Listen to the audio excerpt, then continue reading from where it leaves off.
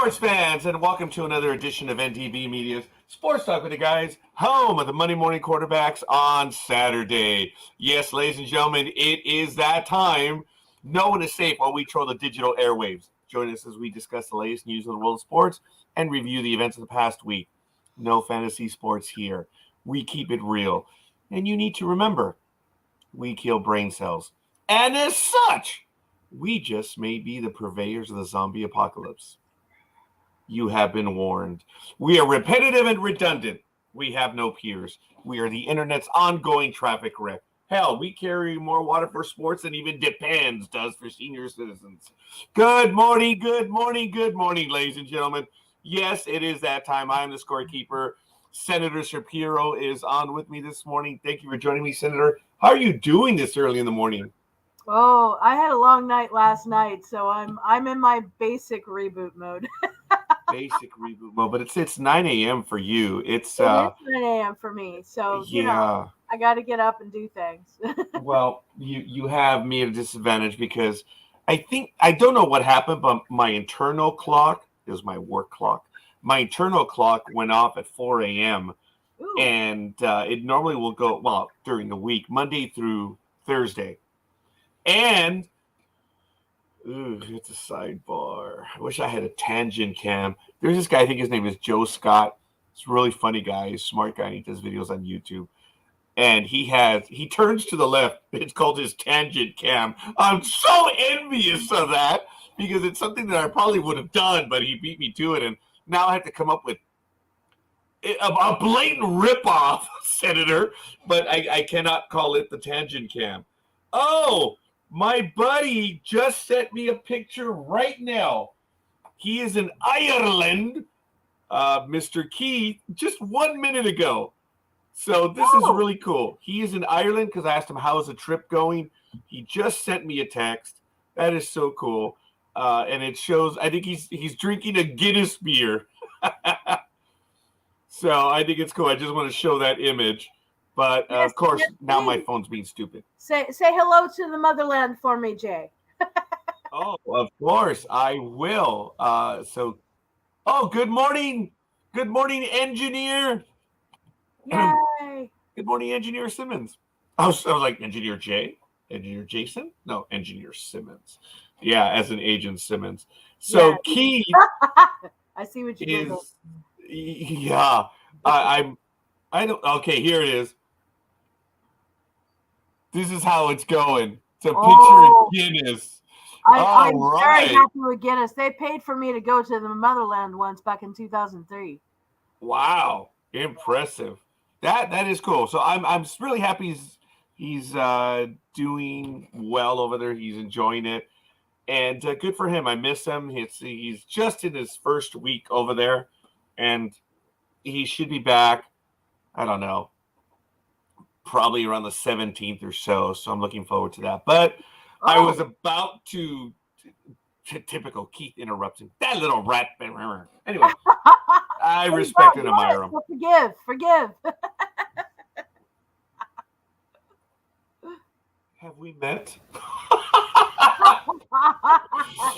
That was on that forgive line. Actually, I am looking so forward. I have I think I told everyone I'm heading over on Alaska on December 1st, Flight 5, which I find it terribly amusing. On the 1st, it's Flight 5. When I fly back on the 5th, it's Alaska Flight 4. Okay, anyway. I thought there was a natural progression. Then he could switch. Yeah, I just thought it was, but anyway. I'm going to be out there it's unfortunately 2 travel days, but 3 days. So I'm hoping to meet up with Casey as well as Michael Bednar, as well as I may be going to, actually, no, I'm not maybe. I'm going to take the Acela North, stop in Philadelphia, meet up with Tony. And, this is so funny. I just got a reminder. Remember to start your program at 6. We've been live for 5 minutes. So whatever. Late to the party. Hello. Yeah, just Microsoft Explorer. Go figure. So yeah. I'm going to take Acela because I love the train. I'm going to head up north, stop in Chicago. Freudian slip. Philly. Stop in Philadelphia. brotherly love. Meet up with Tony, and then go to New York. Meet up with Rosalind. She's going to go into, I Nice. guess, the Acela pulls into Penn Station. Yeah. Or Grand Central. I don't know which one. Penn Station. I've been on it. Okay. She's going to be able to take the Long Island Railroad and go on in. So I'm really looking forward to that. Okay. Yes. I'm looking forward to meeting her. And good morning, Big Dog. So he's going to be joining. Thank you. And yeah. Well, anyway, I'm going to run through my stuff just before everyone gets in because, as I say, it's not that I have the first 15 minutes to myself or anything. It's just I do get the program going and as the hosts come in. I was terribly sarcastic with the senator right now. Where are my co-hosts? They have to make their grand entrances. So, so yes, as a matter of fact, thank you, Big Dog. He'll be on in a few moments. Folks, we are rapidly approaching the commencement of our 15th year of Sports Talk with the Guys. So, got a like from Aisha. Thank you, young lady. Nice. Aisha from across the pond got the first like. So just very quickly, folks, out here in Southern California at 66 degrees right now, it's going to reach a high of 89, overnight low of 64. So it's going to get colder tomorrow overnight, which I don't think it's a harbinger of winter. Oh, yes. Ooh. With those big words flow this early in the morning, baby. It's time to go. Actually, I was commenting to a buddy of mine who's in another department, and I wrote performance evaluations for 10 years. I wrote on average 40 evaluations. I'm a senior clerk. I had no business writing them, but I did.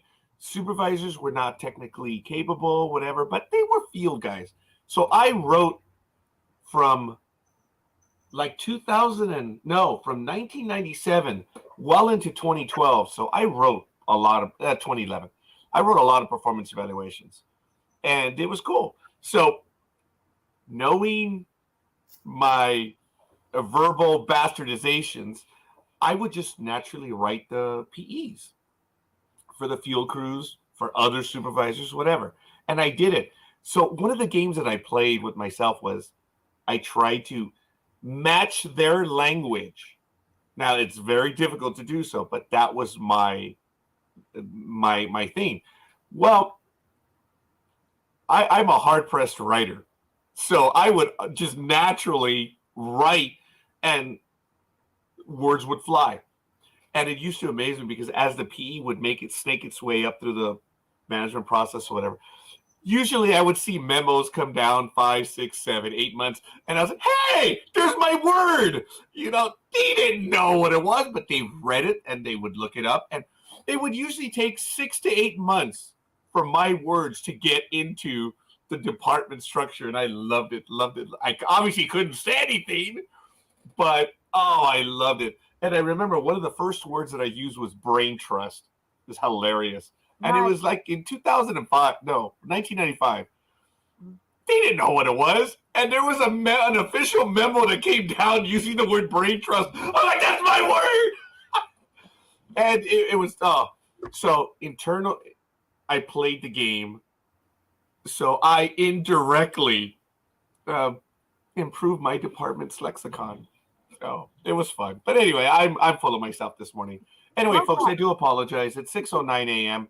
And as I mentioned, a quick look at the weather. Humidity is 84%. Pressure is 30.03 inches. Visibility is 6 miles. Funny, 6 mile visibility, and the sun doesn't rise until 6:50. So in about 41 minutes. The wind is heading to the south. Yes, I'm geospatially oriented. You'll see me do a lot of this and that because I that's west, that's north, that's KC, and that's my brethren. Being stupid. Dew point. Actually, Big Dog's that way. Oh, coincidentally enough, yeah. So which direction are you facing, Senator? Right now I'm facing northeast. Oh, okay. You see, that's good. I'm actually facing west right now. So, good morning, Aisha. I'm sorry I'm a bit late. This idiot went and got COVID. Oh. All right, young lady. Well, I'm so sorry, but I'm glad you are with us. It's 45 degrees, says Senator Shapiro. Now you're bragging. But you know what? Whatever. No, not happy about this. Not a brag. Fair enough. Never done a PE. God bless you, Jay. And then the new PE system is, well, it is what it is. But yes, it's not a secret. I wrote on average 40 performance evaluations for more than a 10-year period. Everyone knew. It wasn't a secret, but it was just, it was fun. Yes, I need a green screen. I don't know exactly. Of course, I know what you mean by that. But hey, it is what it is. This is my office. And I know that I've had coworkers scan the background. I'm like, nah, it's off screen. Just kidding. The look on. Oh, yeah. I know that they have. They have it. It's really funny. And speaking of being off screen and coming on it, and I'm so proud of him. Let's bring him on right now. He's otherwise known as Lord Dick of the Pussy Cats. And he's doing very well. Good morning, Richard. How are you, Almighty? I am doing fine. I am still impressed. I've been talking about it, Richard. I made a joke that when our guest was on Wednesday, I put a collared shirt on. I told Michael, I said, this gentleman deserves a bit of respect. Not that our other guests do not. It's just, yeah, we did. Richard showed up with the collared shirt and the tie. Dude, I was impressed. I'm not going to let it go, buddy. I was so impressed. But we had an important guest. Yes, we did. But I didn't ask for any of that. Well, plus it's been a while since we've done a professionals where I could look like a half decent person instead of a slob that I always look like. And by the way, hello, Senator. How are you doing? Good morning. It's good to see you again. Oh, I'm Googling about the other day because I was actually the only one in a T-shirt, but nobody caught it. Well, we did afterwards. We teased you about your Hello Kitty T-shirt. Oh yeah. And if I had one and I knew you were wearing one, I would have worn mine too, so you wouldn't feel alone. It was seasonal and spooky and cute. But I don't have any Hello Kitty merch, and I don't plan on having any. Oh, that's at this moment. I can send you some if you would like. Well, okay, we'll discuss that later. I mean, okay, guys, I know you can't see it, but look very careful. Oh, to answer your question, whenever we highlight a comment, Senator, our names go away because. Oh, okay. Folks. They vanished. Tiny bit of trivia. Here is a hanging lamp in orange. Are you able to see the Hello Kitty telephone right there? No. All right, I'll show you. I don't have Hello Kitty. I'm like, oh yeah, my daughters did. Yeah, there sure. you go, baby. Oh, all the way back there. Yeah, we can't really see it. Yeah. The Hello Kitty telephone. I forgot my binoculars. I'm going to forever embarrass myself for it. This was for my daughters, and I've kept it. It's a Hello Kitty telephone. Why is it not hooked up and to it's your hidden up landline, there. Roger? On some of the other programs that I did, I deliberately would add things, move things, and every week, I didn't realize it, a lot of people were pointing out all the new stuff or the things I would add. I was like, wow.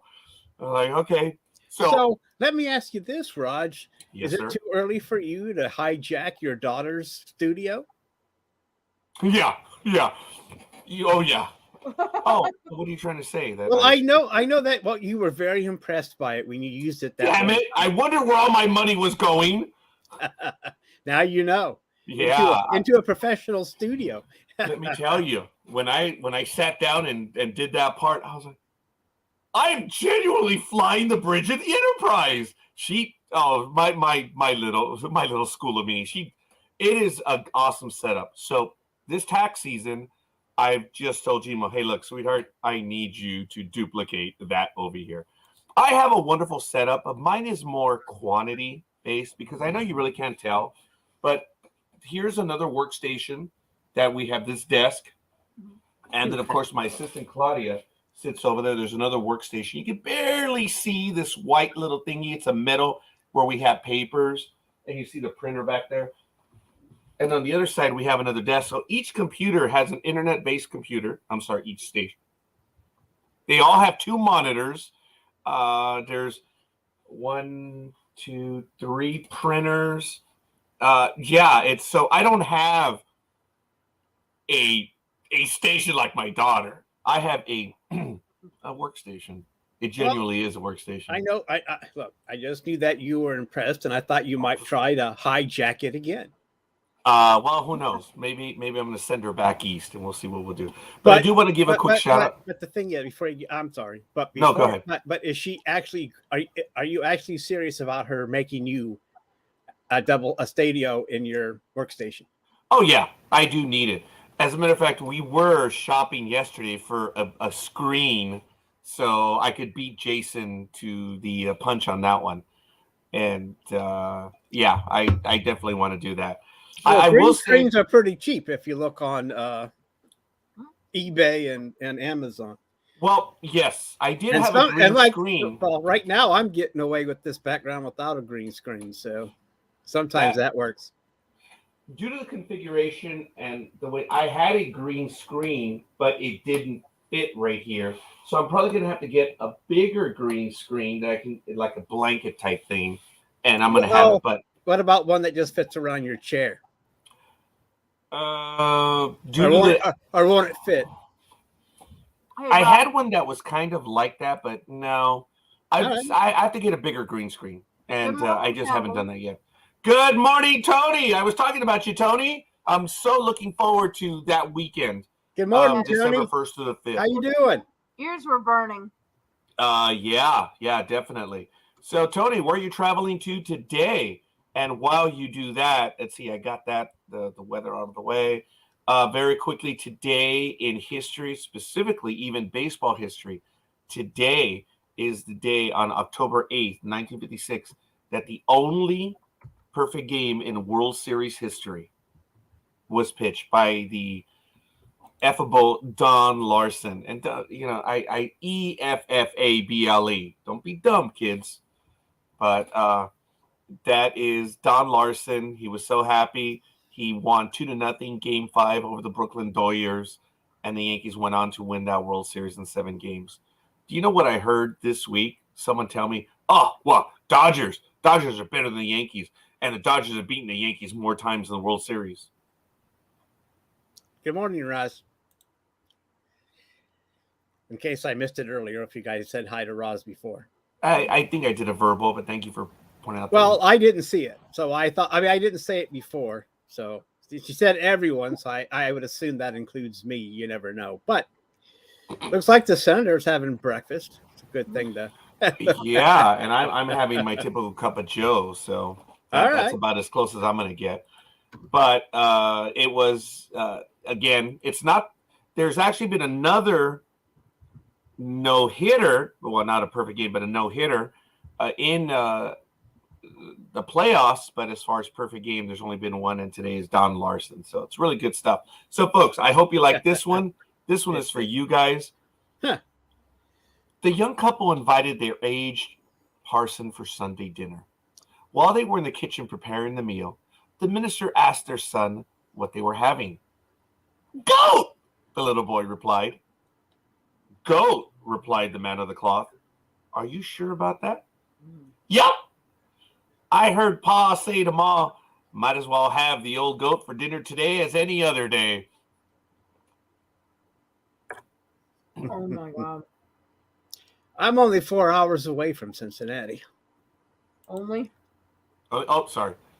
Thank you, Almighty, for clicking on the links. I do want to give a shout out to everyone already. Aisha, the engineer, Roz, Tony, thank you for giving us the likes for the program. Thank you. I believe the big dog is now joining us. Folks, want to give you a quick idea. And now this is, as I was alluding to a moment ago, that generally for the first little bit, I have a run in the program where I go over like calendar, history stuff. And I'm almost done because I want to talk about the NHL. Well, I'm still doing it. But before we even get to that, officially, Almighty's with us, Senator Shapiro. Good morning, big dog. How you doing, young man? All right. Good morning, everyone. Doing okay.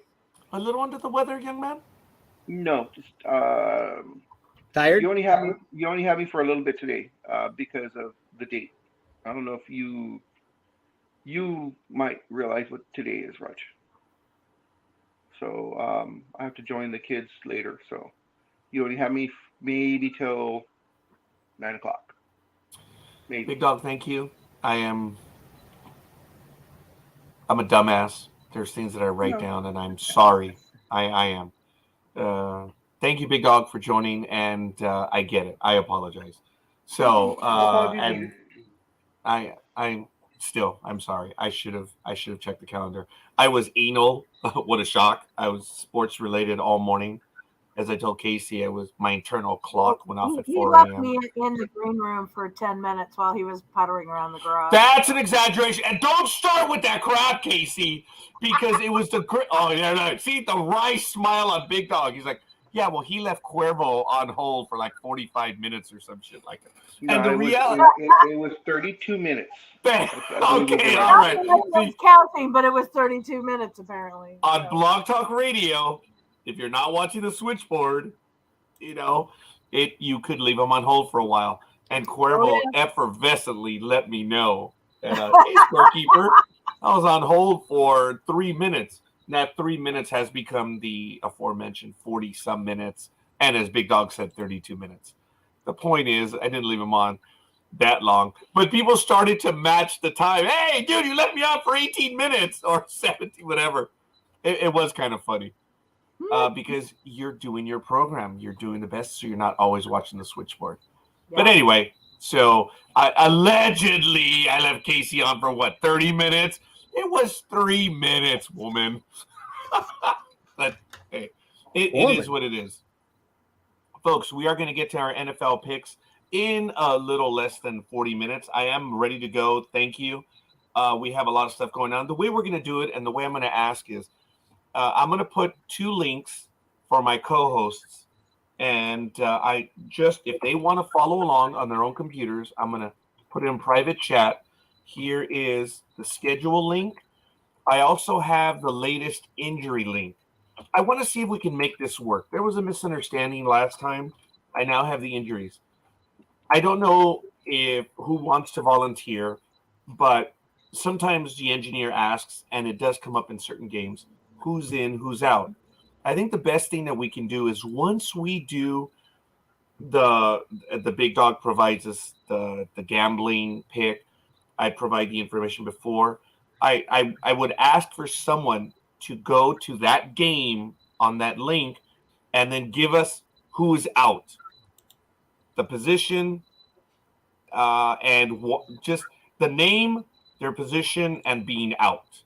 Or questionable, and that's it. That's all we really need. Otherwise, we're going to spend 18 hours doing this. And I'm going to use your judgment that if the player's not a big name player, you can even skip over it if you'd like. But if I have someone that could assist me on that, that would be absolutely beautiful. And for everyone else following along, there is the list on the injuries. So I'm kind of jumping up ahead a little bit. You'll see at NFL.com injuries. So we're becoming not a tad more, but significantly more sophisticated in our NFL picks. We haven't been doing this for 15 years, Big Dog, but almost the full 15, huh? Because we didn't do it the first year, right? Okay, yeah. I know that we did, I think, start in our second year.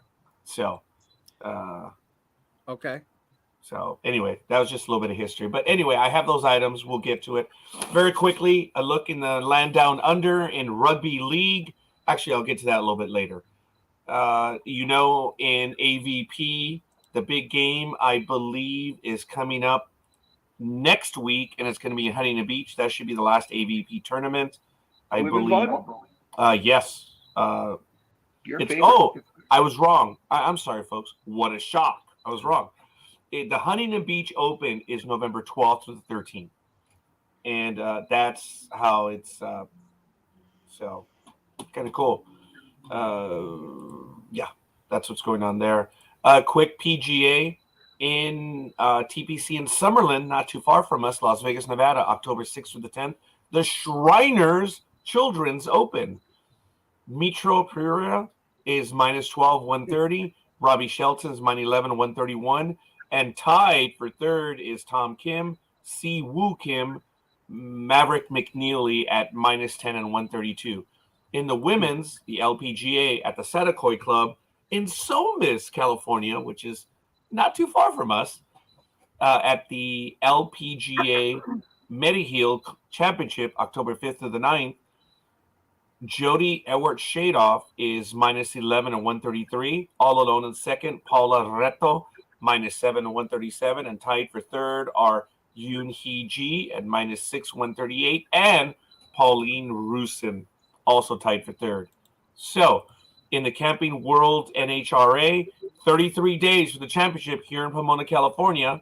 So, the playoffs are going and blowing, as they say. Quick look at the standings. Justin Ashley is in the lead with 23.05. Steve Torrance is -14. Brittany Force is -30. Mike Salinas, 35. Antron Brown, 43. Josh Hart, 64.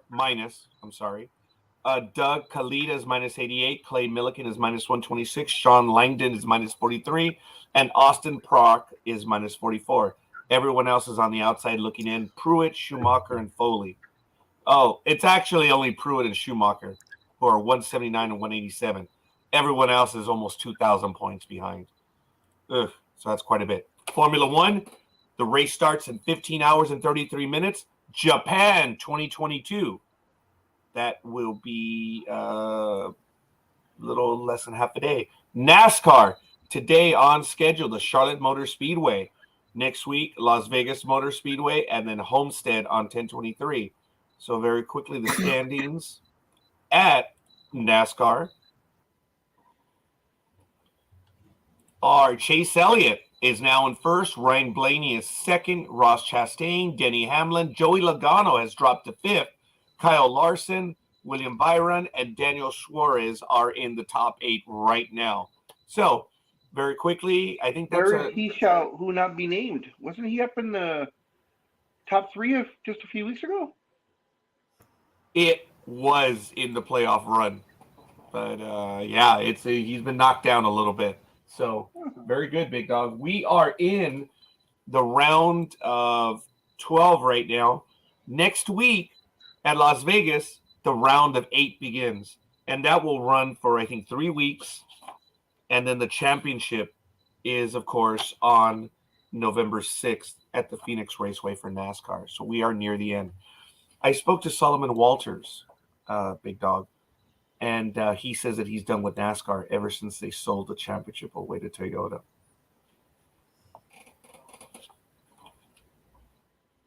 The championship I wonder. The championship changes ownership every 10, 12 years. I don't know why he's complaining. But hopefully Solomon Walters will join us. He is talking more sports with me, which is really cool. So to end my soliloquy. But when you bring him on, he'll keep you on when you say Solomon Walters, and then there'll be dead air for 2 minutes, like he loves to give you a slight heart attack. Solomon Walters was so good at it that Big Dog adopted it, that little rat guy. But yes. Very quickly on calendar this week, as I mentioned, Charlotte is in NASCAR this weekend. The NHL opens up this week on October 11th. Next week, the NBA on the 18th opens up. And we have the Major League Baseball playoffs going. So, took me a little longer to get it going right now, but we are in our first 30 minutes where we hit the big stories. We're going to have to look in on it, but Senator Shapiro came to play this morning. Why don't you tell us what you were looking at on YouTube, and then the rest of us, the audience included, can investigate it for ourselves. She brought a question this morning, and I think it's kind of cool. If you don't mind, I know I'm ambushing you on that, Senator, but okay. They may know.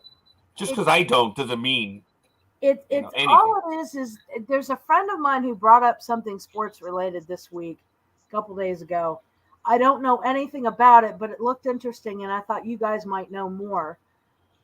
It was in reference to a YouTube clip that's from a movie that has Brad Pitt in it, and I don't know the movie. But what it is it's a YouTube feed that copies a live Twitch stream of something called Germa 985 baseball stream, and it's this baseball game that's actually played through. You watch it being played, but it's not video of. Is it Moneyball? I don't even know what that means. You said Brad Pitt, and his sports movie was called Moneyball. If I'm not, Okay. am I mistaken in that title, Big Dog? No, it is Moneyball. Okay, it's when Okay. But go ahead, Senator. About something Germa, Jerma, Germa baseball, because there's a clip from the movie that's called that on YouTube, and I sent Roger the link. And I've shared it with everyone in the chat room, as well as our co-hosts. So Yeah. it's in there now, and it does go to Moneyball.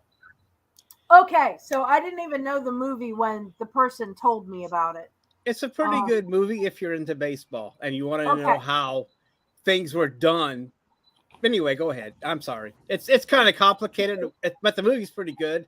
Yeah. But the books. But if you want more detail, read the book, and then you'll be an expert in how to finance your baseball team. Oh, wait. Finance your baseball team on the cheap, right, Big Dog? Balling on a budget. If all you have is $30 million, this is for you. Oh, that's funny. Balling on a budget. Big Dog, I'm gonna have to keep that one, man. Yeah, balling on a budget. Geez. Prostitutes get expensive. Remember, you got to hear first. Yeah, I just saw that, Aisha. Thank you. Folks, that's the team. We're helping each other. Folks, I can't say it enough. And Casey, again, I'm sorry for interrupting you, but folks, no, it's okay. It's all this good. is the community that we have, and it is so awesome. There's so much work involved in doing this, and when you guys help us to do stuff like this, send the messages and catch us, listen to me with all the mistakes that I make, and you guys are able to catch and play. This is cool. This is cool, man. I live for this on Saturday morning. Here's what pissed me off about Moneyball is that the Brad Pitt character got his genius from the Indians to help finance his team. That's what pissed me off the most. Like, oh, fudge. Somehow but anyway, I mean, I've watched the movie a few times, as you can tell. But anyway, I'm sorry, Senator. It's just that never mind. I shouldn't interrupt you. That's 90% of the story. Is it? My friend brought this up. You see, what it is they're staying at my house for a few days, and they were watching this on YouTube downstairs, and I didn't understand it, so he was explaining it. And on YouTube, they replay the live Twitch stream of this made-up baseball game, and they actually play it, but it's not video of real people. It's like artificially created, like CGI people, and that's the name of it. But it's obviously an inside joke to a movie I haven't seen, so I didn't really get it. But they have the Twitch conversation on the side. You can see people talking about it and the stats and arguing and saying I like this one better than that one and all this stuff. And he was quite fascinated with it. So I saw that and I thought of you guys, and I thought, well, maybe they'll know what's going on here because I don't really get it, but it looked like fun. I'm going to look into it myself. I want to see what it is, but there are variations to the baseball game, board, video, and stuff. Wow. So I'm not familiar. I did say, hey, maybe my co-hosts do know. Yeah. And so we'll see. I'm looking forward to it. You have the link in the chat room, folks. We'll go ahead and continue with that. And Casey, I thank you for bringing it up because you were ready to go. Folks, she beat me in the chat room. She was in, which is really cool. And I was prepping. 3. Well, I was trying. I watched a few seconds of that video, and I'm just wondering if they're trying to compare that Moneyball thing to one of the teams playing in that video. That's why I'm not familiar with it, but the only thing I can think of is that they put it there to try to say that they were trying to do the same thing with that minor league or whatever team that those were. The Moneyball clip to explain why it was named what it was, because the name comes from a reference in that clip. Okay, I haven't watched the whole clip, and and I really don't want to get distracted, but maybe I'll watch it afterwards, and then maybe next time I see you, I will tell you I don't know what the fuck it is. So, But then I'll be in a hollowed fraternity at that point. Oh my God. Being sports talk with the guys is a hollowed fraternity. Jay, come on, buddy. Join the program. Obviously, it's a hollowed fraternity. Wow. Big Dog, did you know that you were part of a hollowed fraternity? Wow. Yeah. Yeah, it says the only person here who is not of the male gender. Yeah, but that's okay. It's all good. Folks, we're doing very well this morning. This is Sports Talk with the Guys, home of the Monday Morning Quarterbacks on Saturday. We're expecting to have quite a bit of stuff moving forward. So I'm going to switch on over to the Big Dog if he has a particular big story he wants to get to. I do want to talk briefly about the Major League playoffs before we get into the football stuff. But Big Dog, I'm sure you have a story. Okay. Almighty and Big Dog are clicking away. Well, I hide it, and then he clicks it again. So never mind. I stopped clicking, and so that it's gone. We were just doing the wrong click. We were just mistiming our clicks. That's all. It was kind of funny. I was trying to take it. I was trying to take it off. And I was trying to take it off at the same time. So mine overrode your takeoff. So I mean, that's anyway. I overrode your takeoff.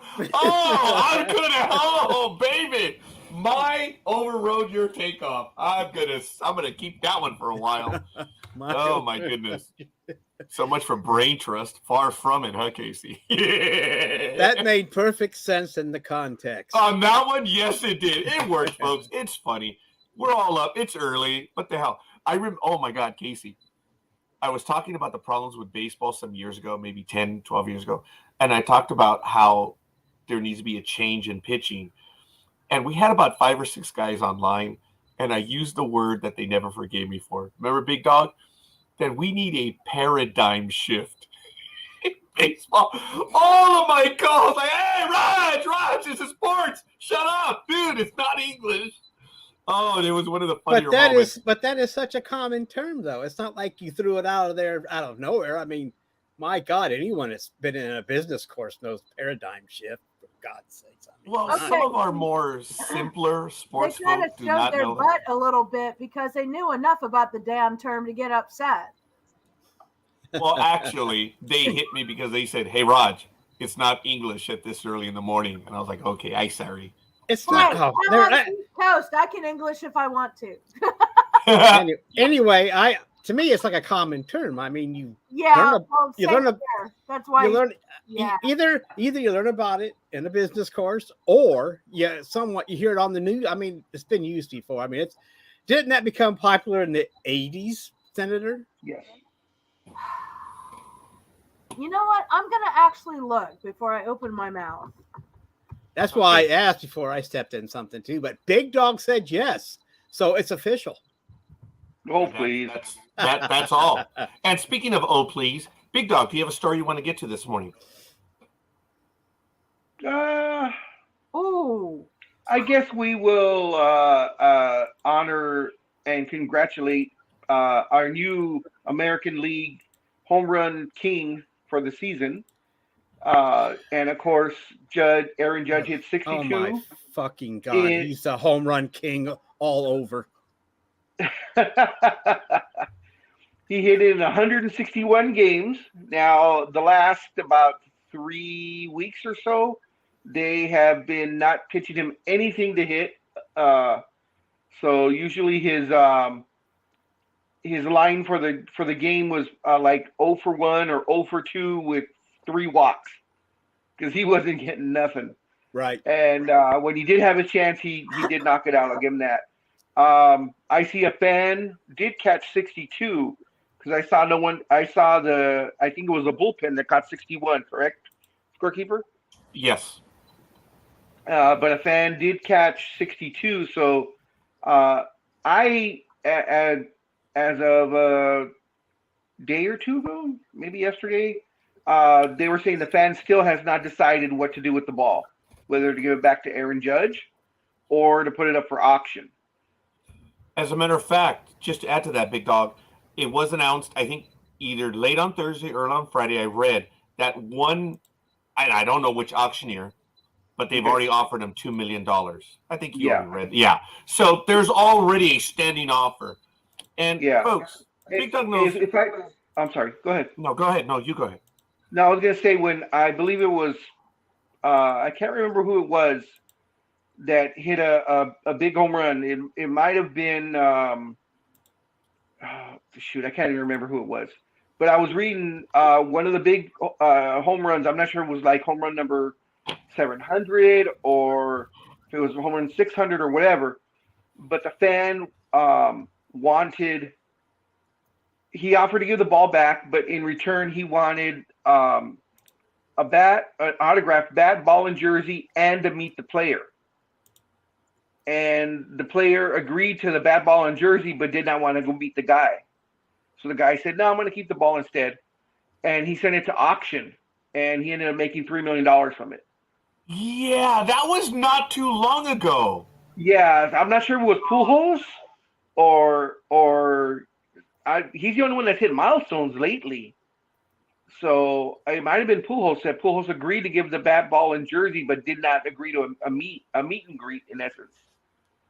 So the guy was like, "Nah, I'll keep it," and the ball went to auction. Folks, okay. Well, again, we don't live the life of professional players, so we don't know what they have to deal with on a regular basis. So it's okay, fine, whatever. But I do remember that Big Dog. That wasn't too long ago. But for us, I'm not sure. But to me, I mean, that's a monumentous occasion, especially on a personal level for a player. It wasn't just a regular home run or a game-winning home run. I mean, this was a record-breaking home run. And all the fan wanted was a picture or, a meet and greet with the player. And most likely that was going to be 5 minutes or less. Come on, man. Why would he not? Do you know why he did not agree to the meet and greet? He just didn't want. He didn't want to meet the person. He had that Michael Jordan complex where Jordan refused to meet anybody unless he was getting money for it. So I don't know if that was this player. I'm not saying whoa. Was that Shatner you were talking about, or I'm sorry? No, that was Michael Jordan. Oh, was that Lou Ferrigno you were talking about? Anyway, that's all. Anyway. Okay, we're being punks with the Big Dog right now. But so does that make Judge an asshole now? Oh no, I mean, this wasn't Judge. Judge, as far as I know, has been willing to do whatever. Okay, then I missed out on something. Who are we talking about there, Big Dog? That's what I was saying. I can't remember. This was like a year or two ago that a fan had caught a record-breaking home run, and he agreed to give it back to that player, and all he wanted was merch in return and to meet the player. High, probably like Scorekeeper said, a picture and a handshake probably, and the player refused. The player said, "I'll give you a signed jersey, a signed baseball, a signed bat, but I'm not going to go meet you." So the guy who caught the ball said, "Yeah, never mind then. I'll keep the ball." And he went and got a hold of an auctioneer. They put it on auction, and he got, I think it was either $2 or $3 million for the ball. But so of course he made out. Do you remember what the record was? Was it total home? I mean, what record would it be? Roger, we're thinking Pujols, because this was like within the last couple of years that this happened, and the only one that's really broken any big records has been Pujols. I'm going to acquiesce to the Big Dog because he brought that up, and I remember I remember it. I just cannot remember the player. So and I'm not being shy on it. It's just the memory's going. I was going to joke that for Big Dog and I, and everyone, even Senator right here, for us, just the other day, it can be 4 or 5 years ago. I've noticed. So that's the only thing I'm going to be argumentative about is like, I do remember it recently, but it could have been 10 years ago. And it's not, but it was recent. I think it's within 2 or 3 years. I'll see if I can look up in a moment. Okay, that makes sense, Roger. That became popular in the 70s, and then when I was in college in the 80s, that's where it came up. And that was Casey. That was Casey. She got us the information. Well, whoever, thank you. Yes. Thank you, Casey. I posted about Paradigm Shift. Very impressive. And she is our own Tim McLeod incarnate right here. and of course, the reason why it became popular in the 70s with Paradigm Shift and what it could possibly mean, in the sci-fi world was everybody was just high on mushrooms and acid, and that Paradigm Shift, that just kind of fell in perfectly. So that's why it caught on. There are times when Big Dog and I are on the same damn page. I was wondering where he was going with it. I was thinking psychedelics, the image of the prism. Yeah. Oh, boy, folks. Well, see, you said psychedelics. I said mushrooms and acid. Pretty much the same thing. Yeah. Yes. Oh, yeah, it is. And it's funny. There are times Big Dog and I are on the same page, and it's just and not even the same damn page, the same damn sentence of the paragraph. Yeah. It's we have been at times. But folks, congratulations to Aaron Judge. He did hit number 62 on game 161, as Big Dog mentioned. And folks, the funniest thing, as someone who has been following sports for as long as I have, people aren't getting it. And I have commented, I have gone to town commenting on other people because it is very clear what happened. Aaron Judge hit number 62, and he now established a new American League record home run. Everyone else and the Barry Bonds apologists are flipping out. As I posted on so many, I said, notice how all the Barry Bonds, the butthurt Barry Bonds fans are coming out of the woodwork right now saying, well, the real champion is Barry Bonds. Dude, we're not talking about that. We're talking about the American League record now. And it was so funny to me, at least, as to how all the apologists were coming out. Well, the real home run king is Barry Bonds. No one was talking about that. The only thing that everyone was talking about was the American League record. That's it. Big Dog, did you read a lot of that vitriol? That's not absolutely 100% true. What do you mean? Roger Maris Jr. came out saying, Aaron Judge is the home run champion, hands down. Forget about Sosa, Bonds, and McGuire. But he said in his opinion, he is the genuine champion. So, yes. Yeah, but you're saying that no one was talking about Barry Bonds. Everybody started talking about it. Well, the apologists came out. He hit 62? Well, I know, but you're saying no one was talking about Bonds. Yeah, they were. A lot of people are saying Judge is the true home run champion because he's the only non-juiced guy in that top 10 list. I think he's number 9, correct? On the list for the year? Yeah, because there were multiple years where the records were hit. So understand that McGuire and Sosa several. Yeah. Yes. So it's really only 4 guys, but from 62 and above, it's only 4. But there's 8 different records for the different years. So, yeah. The only thing that I found on Pujols is that he hit 703 home runs. So the only thing I can figure is that he wanted his number 700 back. No, it was. If it would have been around 600. And that was a little while ago. No. He hit. I just looked at it. Home run, 700. No. We're saying, but the problem was with the thing with the auction and him not wanting to meet was home run number 600. Whoa, hold on. That's what we're saying. That's what we're saying. It was a couple of years ago. Well, no one knew what it was for. Anyway. Yeah. Okay, 600. But it was a couple of years ago. Okay. But it was a couple of years ago. I'm sorry. I thought we were still looking to see what the record was. The only thing I saw was 703. So I thought, so that's what made me believe that maybe it was his 700th home run that he couldn't get back, and that's what he wanted. But if you're saying this number is 600, well, then I apologize. Well, we'll look up and get it. We're thinking it might have been the 600, but we're going to look it up. It was a big deal. It was really stupid. And it was really a waste of time more than anything else. But speaking of a waste of time, before we get into anything else, congratulations to Aaron Judge, and we're going to move on that. We'll bring that one up after we do the NFL picks, but I do want to get to the Major League Baseball playoffs very quick. Here's a bracket, folks. This is the way it's going to happen. We already have game 1 in the books, and I'm going to go over those very quickly. I'm sorry, Big Dog? I said, woohoo, graphics. A little bit, yes, and interactive, folks. Game 1 on Friday, Cleveland took it, or no, wait a minute. Yes. They beat they won, didn't they? Oh, I'm sorry, yes. Okay. I was mistaken when I was looking at the graphics. See, Big Dog, I was confused. I was like, wait a minute, no, Cleveland won. They didn't lose 6-3, but that's their placement. So in the actual games that happened, I know, you see how it says 6-3? I was like, no, that's not right. Well, I guess that would be a common mistake because we're not used to seeing a bracket for baseball. That's very good.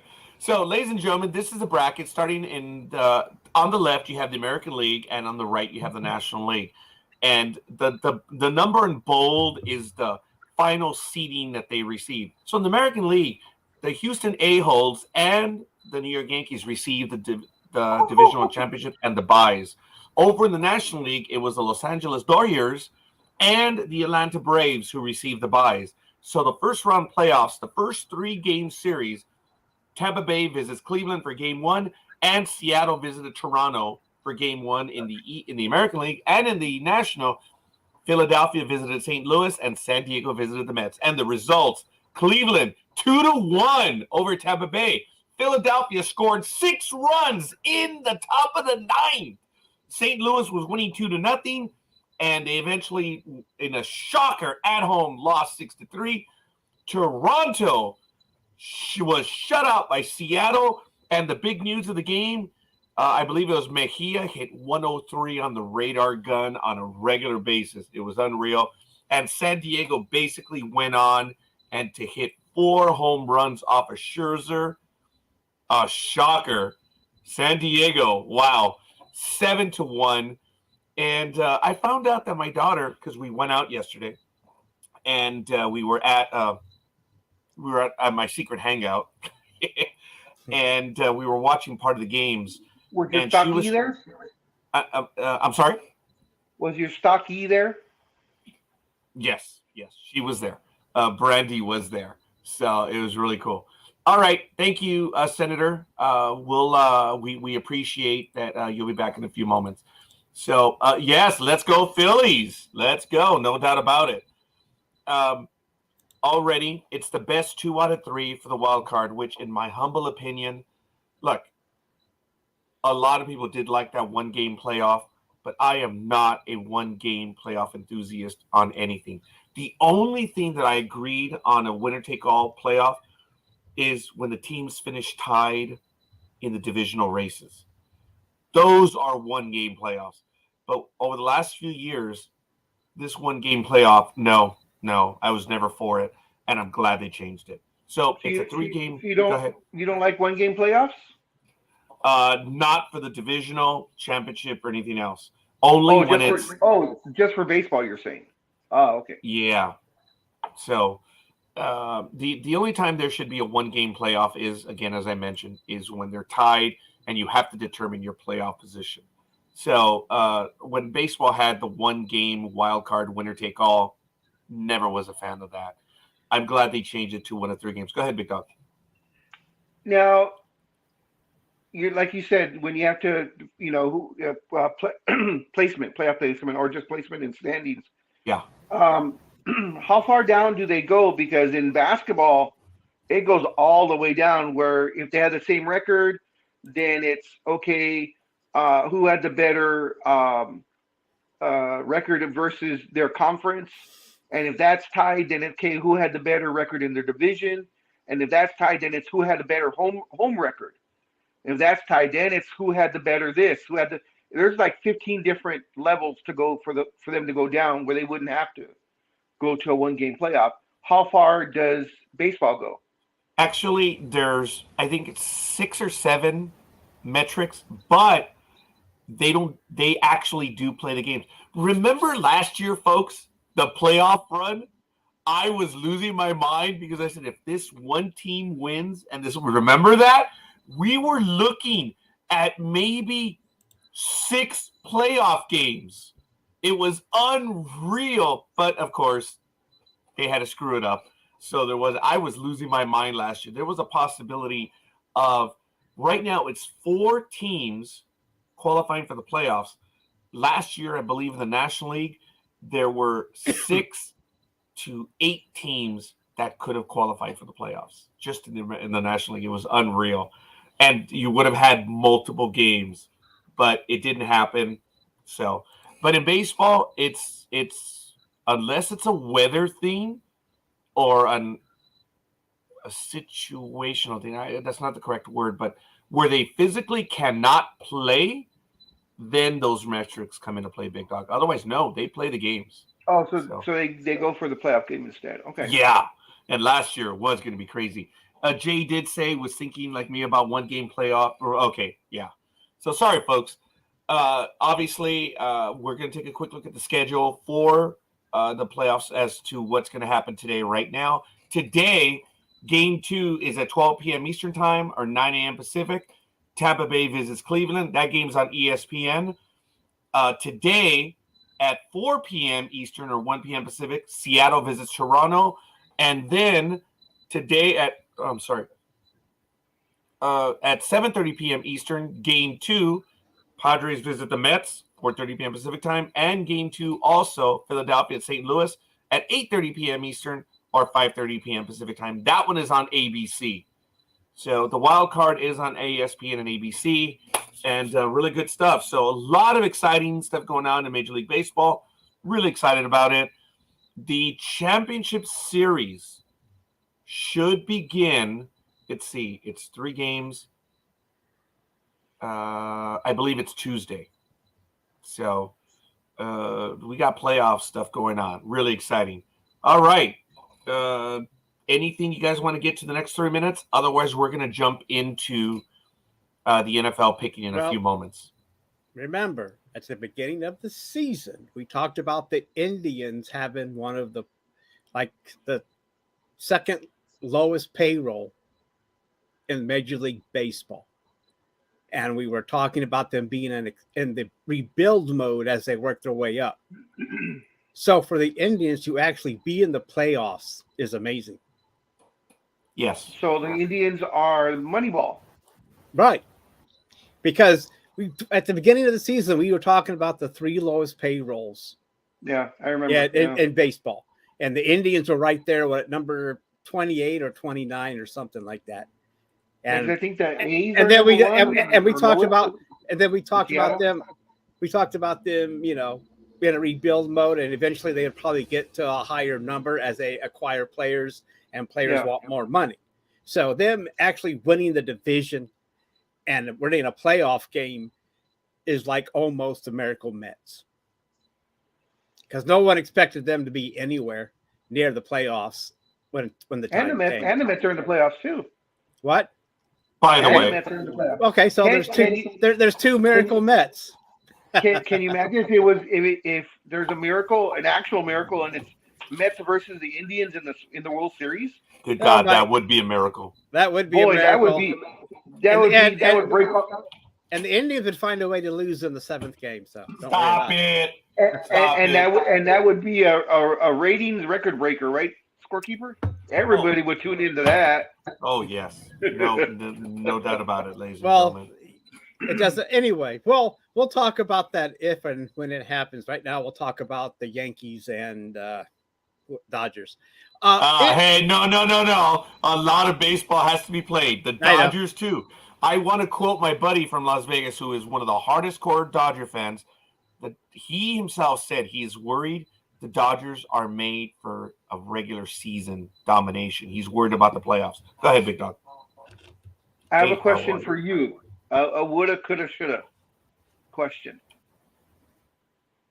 But I want an honest answer. If the Dodgers and the Yankees make it all the way and it's the World Series, are you going to go to at least 1 game? Okay. I want to thank JetBlue. I was stunned. JetBlue just gave me a credit card with an incredibly high credit limit, I will finally be able to afford a World Series ticket. I would like to go. I would. And all kidding aside, I'll probably be up in the bleachers, which will probably be $8,000 for a ticket. But you're there though. That's the thing. I would like to go, but the reality is, buying a ticket at Dodger Stadium is a mortgage payment now. It's disappointing. What would be interesting though is if they do both make it, you actually might be cheaper if you actually fly to New York and buy a ticket and go to the game there, which would probably be just ecstasy for you. Yeah, it would, but we'll see. I'm actually. Do you know what was funny? Is I was telling my daughter, we're tentatively going up to Seattle on the 28th, 29th, and 30th of October. I was like, wait a minute. That would be funny if Seattle made the World Series. I mean, obviously my team, the Yankees, would, but that would be funny. I'm tentatively going to be in Seattle. That would be crazy if there was a World Series game. I was thinking to myself, yeah, I would do everything I could to go to the World Series up there if it happened. But that's neither here nor there. So, woulda, coulda, shoulda, big dog. I'll accept that one. Thank you. I'm going to endeavor to do that if the Dodgers and Yankees play, because that would be tough. It would be something that I don't want to miss. So, folks, we are about to get into it. There's one other comment that I want to have as far as stories go. I'm going to put the comments in the chat room. But for stories this week, there was one that the manager of the Chicago White Sox, Tony La Russa, it's done. He's retired. He will most likely never return again. And in the purest sense of the word, Tony La Russa was in many ways an innovator. He changed a lot of stuff that we have in baseball. We can also blame him for some things that happened. I don't want to get into the technicalities of the game, but he was the one, without a pitching staff, initiated the 3-inning opener, which has become a 1-inning opener, which is rather common in Major League Baseball not right now. Like it or not, in many ways, La Russa broke the traditions of managing. And some people like him, some people dislike him for what he did. But for the longest time, La Russa was a competitive manager. What happened over the last year with Tony La Russa over the last 2 years, was quite frankly a disaster. The game has passed him by. And his knowledge and understanding of the game, sadly, has passed him by. When you attack your own player publicly, who is a kid, what are you doing? What are you doing? I've always told everyone in the chat room or here in the program, you handle that stuff in the clubhouse. You know how I feel when it comes to hitting and spiking and all that stuff. You handle it as men, not as stupid little children, and you make it public. You handle it on the field. And La Russa in the last 2 years did not handle it on the field. Or in the clubhouse, for lack of a better word. Mr. La Russa, the game has passed you by. You deserve the accolades, the acknowledgments.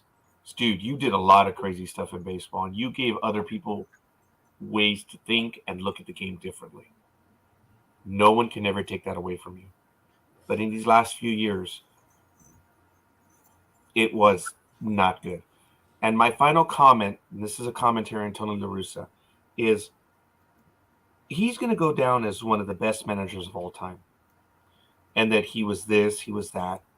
But folks, you have to remember that he was in on it with Mark McGwire when La Russa said, it's time for Mark McGwire to come clean. He's received a great amount of praise because he initiated that cleansing of the history. No, folks, you need to remember. And yes, I am smarter than you. My memory is better than you because you don't remember. At the time Mark McGwire was going to come clean, Mark McGwire's brother was going to have a tell-all book. We discussed this back then. Everyone forgets. There were mitigating circumstances. The only reason why Mark McGwire came clean was because his brother was going to tell his side of the story. Remember that. And LaRussa was part of that. It wasn't a cleansing. It was, I'm going to help you get back at your brother. So remember that. He stood with a tarnished player, like him or not. And he also helped beat down one of his players on the team. LaRussa, the innovator that you are, you also miss the boat from time to time. Miss LaRussa, good luck in your retirement. I hope you enjoy it. But I will be slamming the door when you leave. You got to go. I don't know if you guys wanted to add any comments to that or anything. Otherwise, let's get straight into the football. Big Dog, anything on that? No, just that he did the same thing that Pete Rose did, in essence. When Pete Rose wrote on that one baseball, I cheated on baseball, and that person that got it was going to immediately take it to an auctioneer. So to circumvent the guy making millions, he signed every single ball. Oh. I cheated on baseball. You're right. You brought that one up too a while ago. Yeah, and that made the other guy's ball, worth whatever he paid for it, $75.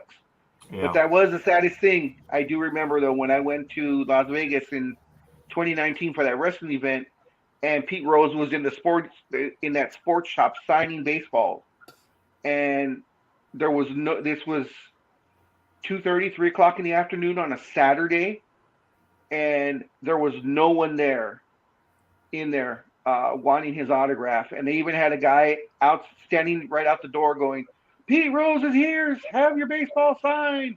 Pete Rose is here. He should be in the Hall of Fame. Get his baseball signed. No one was going in there, and it was only $40, if I'm not mistaken, to get his signature on a baseball. Wow, that's crazy.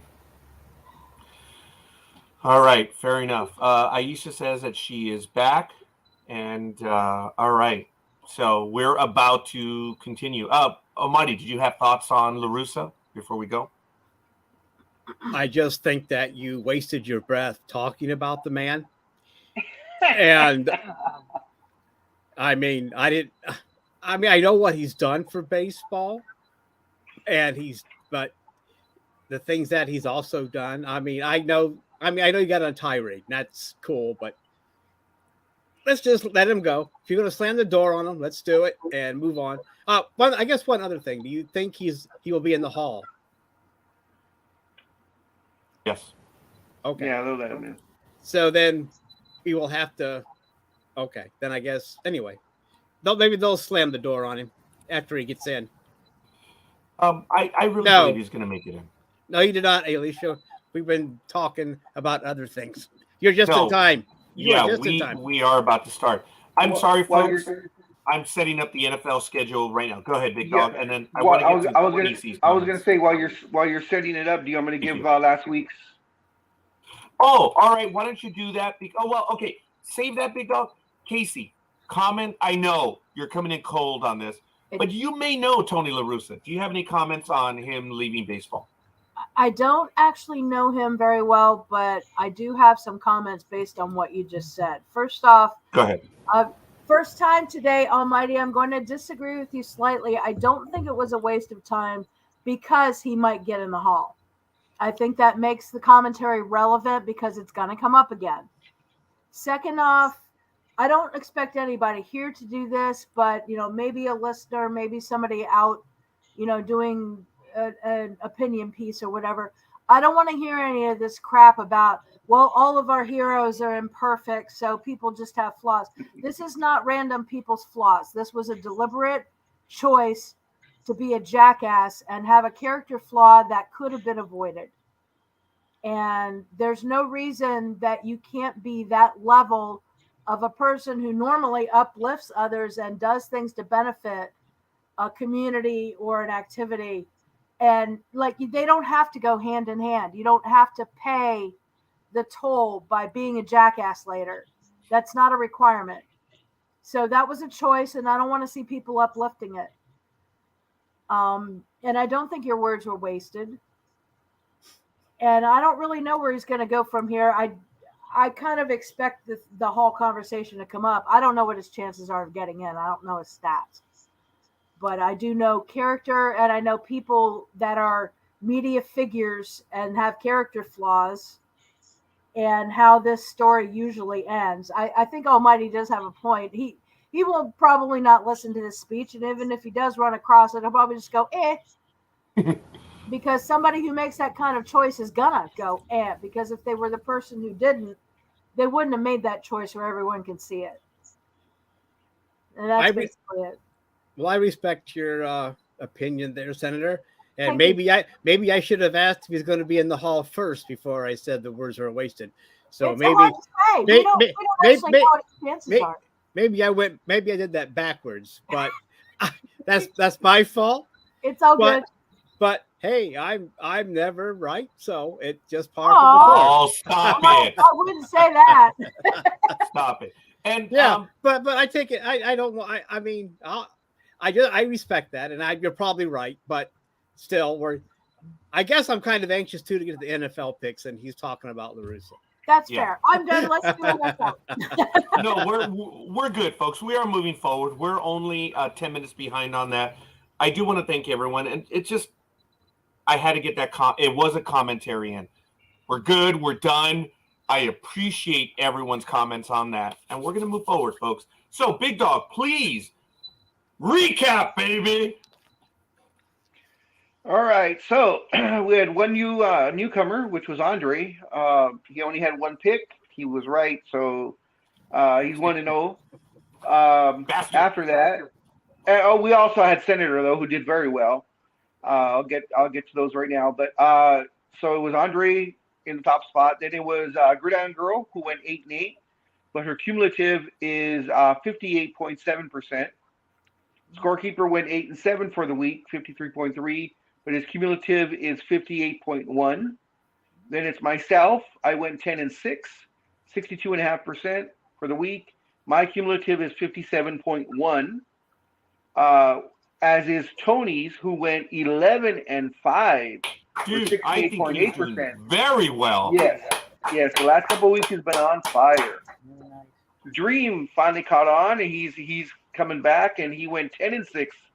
Last week for 62.5%. Every dog eventually finds the bone. Yeah, he's 54.8 cumulative. Then it's Engineer, who went 10-6 for the week. His cumulative is 54.8%. Senator came in at 8-7, 53.3%. And that, of course, is her cumulative. Coffee went 8-8. His cumulative is 52.4. Then it's Almighty, who went 7-9, but his cumulative is after that horrendous first week or a couple of weeks, he's creeping back up. His cumulative is 49.2%. So I see him crossing that 50% threshold this week. Speedy was 6-9 for the week, and his cumulative is 49.2. And for him, it's only a number. Yeah. Aisha was 8-7 for the week, and her cumulative is 47.5. And Roz was 6-10 for the week. Her cumulative is 44.4. And we had 6 people that had no picks. Yeah. So they, as you guys saw on my post, they get dropped down to the bottom part where it's no picks, cumulative only. And the only one that has a significant amount of games that she missed, and that was Double D. She is still at 46.4% because she's called 28 games. Everyone else has been 12 to 14 games, but we've had no more, which was Ripper Magoo has just called just the one game. Then we've had Jermaine, Kessel, Monkey Man, and Man of Steel, and they've called between 12 to 14 games each. And they will be returning. I was on vacation, and that's why I did not see them. So I'm going to try to work out a way that we can still get them to comment, but I haven't been there. Tell them to go on Facebook, go to Sports Talk with the Guys, and comment. There we go. Yeah, I did. So sometimes they need to be reminded. And if they don't want to play, they don't want to play. So it's all good. All right, so folks. Too bad you're not in charge of payroll. I would just say don't pay them until they do their picks, but that doesn't, you can't do that. You're not in charge of payroll anymore. I'm not prepared to answer that question at this point in time right now. But even messing around, I'm not prepared to answer that question at this point in time. But that was funny, Big Dog. I do appreciate it. Folks, are you guys ready? And I have these banners. I rarely ever use them. I uploaded them for the reason that I wanted to. Where are they? Okay, here we go. Every time we talk about a certain sport, I always wanted to go to this logo, say, okay, this is where we're going now, folks. So I finally got it to work one time. We're doing football, and I say we get going, folks. So once again, appreciate your help. We're going to get to the first game. Ladies and gentlemen, it is, and let me switch to the view. Go ahead, Big Dog. Really quick. Gridiron Girl, that's it. I'm done with your damn team. I was really sorry. I knew I should have went with the damn Colts, but I said no. Gridiron Girl, she's going with the Broncos. Usually, when she's not feeling it, she'll not pick them. But she was feeling it, so I went with them, and she screwed all of us. Except me. You went with the Colts, huh? There was only a couple people that went with the Colts. All right. Hey, look, it happens. Folks. It happens. I don't regret it. I didn't follow Gridiron Girl just because. I followed her in other picks, but on this one, I really thought Denver was going to do it. But damn them. Damn them, damn them, damn them. Oh, and by the way, damn them. Oh, even Jay's like, hey, I told you who I go for. So way to go, engineer. I like it. And Jay, having you in on this is so much fun, buddy. I appreciate that we're able to pick because I don't have you down for a pick. She did stay quiet. She may not have given a pick. Oh, okay. Okay. This is for Thursday's game. Thursday's game, yeah. Broncos versus Colts, I did missed. I know you guys said to police your own, make sure they all got in, but honestly, I'm new at this and I wasn't worried about it because I just started. So. Well, we'll see if you sent one of us a message or something. We do have to go through them, so we're good. Yeah. All right, folks, we're gonna get to it. So we're starting at 6:30 a.m. Pacific time on the NFL Network on Sunday. The 3-1 New York Giants take on the 3-1 Green Bay Packers. It's at Tottenham Hotspur Stadium, and offense, Packers are 8th, Giants are 22nd, Packers on defense are 7th, Giants 24th, passing, Packers 17th, Giants 31st, and in rushing, the Giants are number 1 in the league, and the Packers are 7th. Last time these two teams played, Packers 31, Giants 13, on November 13, 2019. That is almost 3 years ago. Big Dog, what is the pick on this one, please? Green Bay by 8. Wow. All right. So that's -8, correct? Yes, sir. Okay, Big Dog, you are the Packers fan, or at least one of them here. What is your pick on this one? Okay, well, as you know, Coffee will be going for the Packers. Thank you. Oh, and Big Dog, stop right there for a moment. Senator, can you highlight the picks as they come along? So once Big Dog, I, and Almighty get the picks in other words, we try to highlight all the picks, and there's already several picks in the chat room. So when it comes time to feeding, would you highlight them for us? I don't know how to do that. Oh, you haven't done that yet. Okay, Almighty, would you do that in a moment? Yeah. Okay. I get you. My first time be, using you guys as a learning experience. Who did that right now? Me. Okay, so we can get to that in a moment, obviously. So go ahead. We're -8. Big Dog, what were you? Who you said? I love Tony's answer. Oh yeah. Big Dog, you said Coffee. Coffee Packers. would take the Packers. Dreem is taking the Packers. Okay. And of course, I'm going to take the Packers. Okay, so I appreciate that, Big Dog. And there it is. We have our first pick. Actually, the first pick was Aisha to get us going this week. Aisha did the first one, and she's going with the Cheeseheads. And then I would ask, okay, whoever's next. There, I appreciate that. The engineer is going with the Packers, and then Tony is going Packers 24-17 over the Giants. All right. Oh, that name. Okay, Roz is going to go for the Giants. Okay, Senator, who are you going for? Packers. Senator. Okay, I'm sorry. Almighty, who are you going for? Okay. For the first time, there will be 2 winning teams playing in London. So this is the first time they get to watch 2 teams with winning records. Wow. So you better hurry up and get there, Elisha, because this is a first. Also, we don't know how the Giants are 3-1 in the first place. It's like some kind of mirage. I don't know. But I think that I'm going to take the Packers. I just don't. The Giants, I don't know. I think the Packers can stop their running game. And Daniel Jones did fully practice. I know that Tyrod, the backup, is out with a concussion still. So, because Daniel did have some ankle issues, but he did practice fully on Wednesday. So I will still take the Pack Attack. Okay. So Raj, what are you going to do now that if Aisha has COVID and can't go out? What are you going to do with her surprise 50-yard line tickets to the game that you were going to give her as a surprise? I may have to fly over there. Okay. Uh-oh. Yeah, I may have to fly over and just go to the game myself. Folks, all kidding aside, that game's already sold out. That is crazy. Oh, yeah. Yeah, the NFL is doing a good job. And it's not the Giants that sold them out either.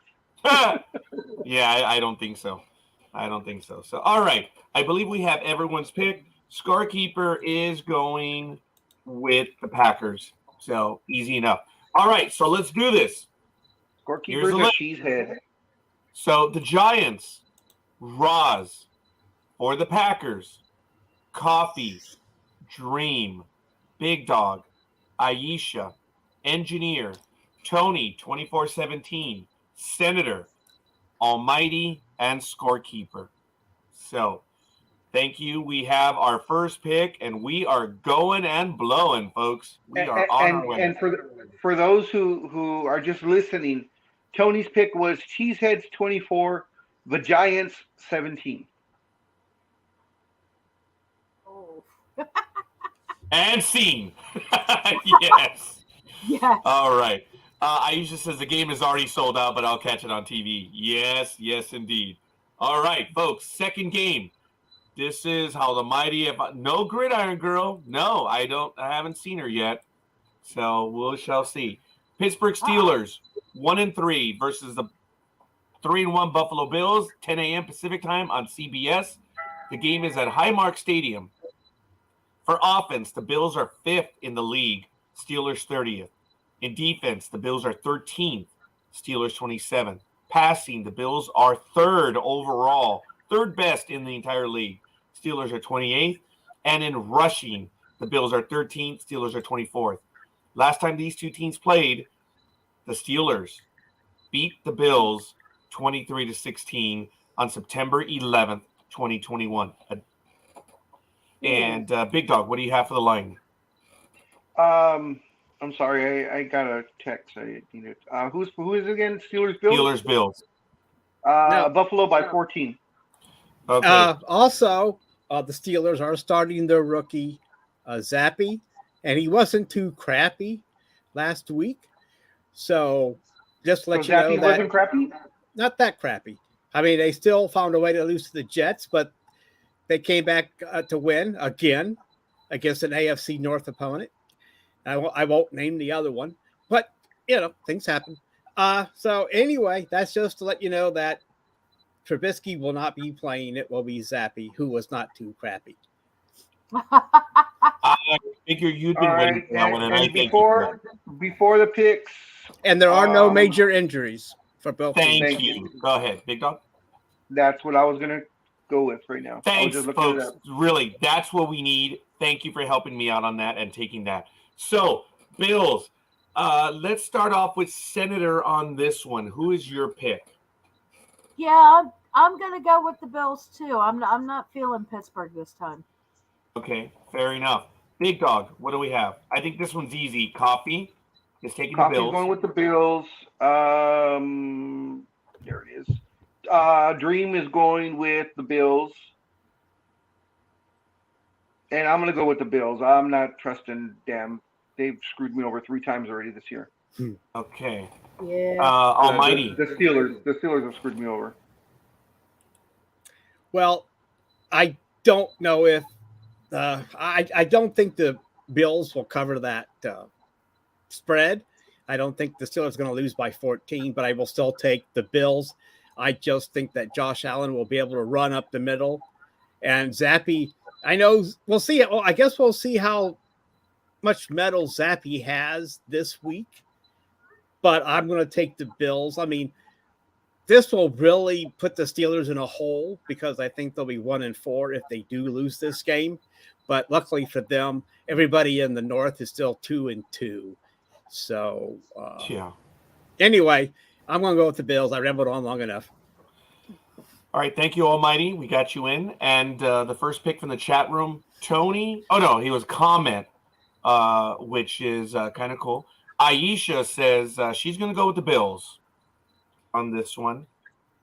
And then the next one is, Jason, or engineer, loves your good rhyme, which was funny. Tony says it's going to be the Bills, 31-17. And engineer is going with the upset. And that's possible. I mean, I'm not. I mean, it's possible. Anything's, any given on Sunday. Any given Sunday. That's right, my friend. So let's go with it. Yeah, but yeah, I understand that, but I don't see it on this one. The numbers are so weighted, but yeah, can it happen? Oh God, we've seen it, especially us who've been following it. Okay, do we have everyone in the chat room then? Roz went to the market, so she's gonna be back. All right, Senator, we got your pick. Almighty. All right, I think we're good then. All right, okay, folks. What's the next game, Raj? Well, forgive me a moment. Oh. Steelers, engineer. For the Bills, Senator, Coffee, Dreem, Big Dog, Scorekeeper, Almighty, Aisha, and Tody, 31-17. Okay, so we have that, and that was the recap. So we've got everyone's choices. Let us move on to the next game, which is going to be the Chargers, 2-2, versus the Cleveland Browns, 2-2, 10 a.m. Pacific time on CBS. It is at First Energy Stadium, and league statistics. Offense, Browns are 6th, Chargers are 9th. Browns on defense are 2nd, the Chargers are 18th. In passing, the Chargers are number 1 in the league. The Browns are 25th. And in rushing, it's almost the exact opposite. The Chargers are last in rushing in the entire league, but the Browns are 2nd overall. Last time these two teams played, almost to the day, October 9th, 2021, the Chargers outlasted the Browns 47-42. What a gunslinging event. Big Dog, what do you have on this one? Chargers by 2.5. Really? Yeah. Wow. Okay, fair enough. Almighty, do you have the injury report for me, or those that are going to be in and out, or how? They're. I got it. There's nobody really out there that are really going to mean much. I know that Myles Garrett is supposed to play Sunday, but I think Clowney is still questionable, so we don't know. He was limited in practice. And the only Chargers, the wide receiver, Keenan Allen is out. Herbert did fully participate in practice. So he's on the report, but he's not out or questionable. He just says he did practice fully. So he will be in the game. And I think that's all for the anything major for both of those teams. All right. I thank you for that, folks. Wow. Excellent injury report. Thank you, Almighty. We have our first picks. Tony is calling it for the Bolts, 23-20. And Aisha is going with the Babyship Browns. She's not backing the flashbangs. And the engineer is going for the Chargers as well. So, Almighty, who is your pick for this one? Well,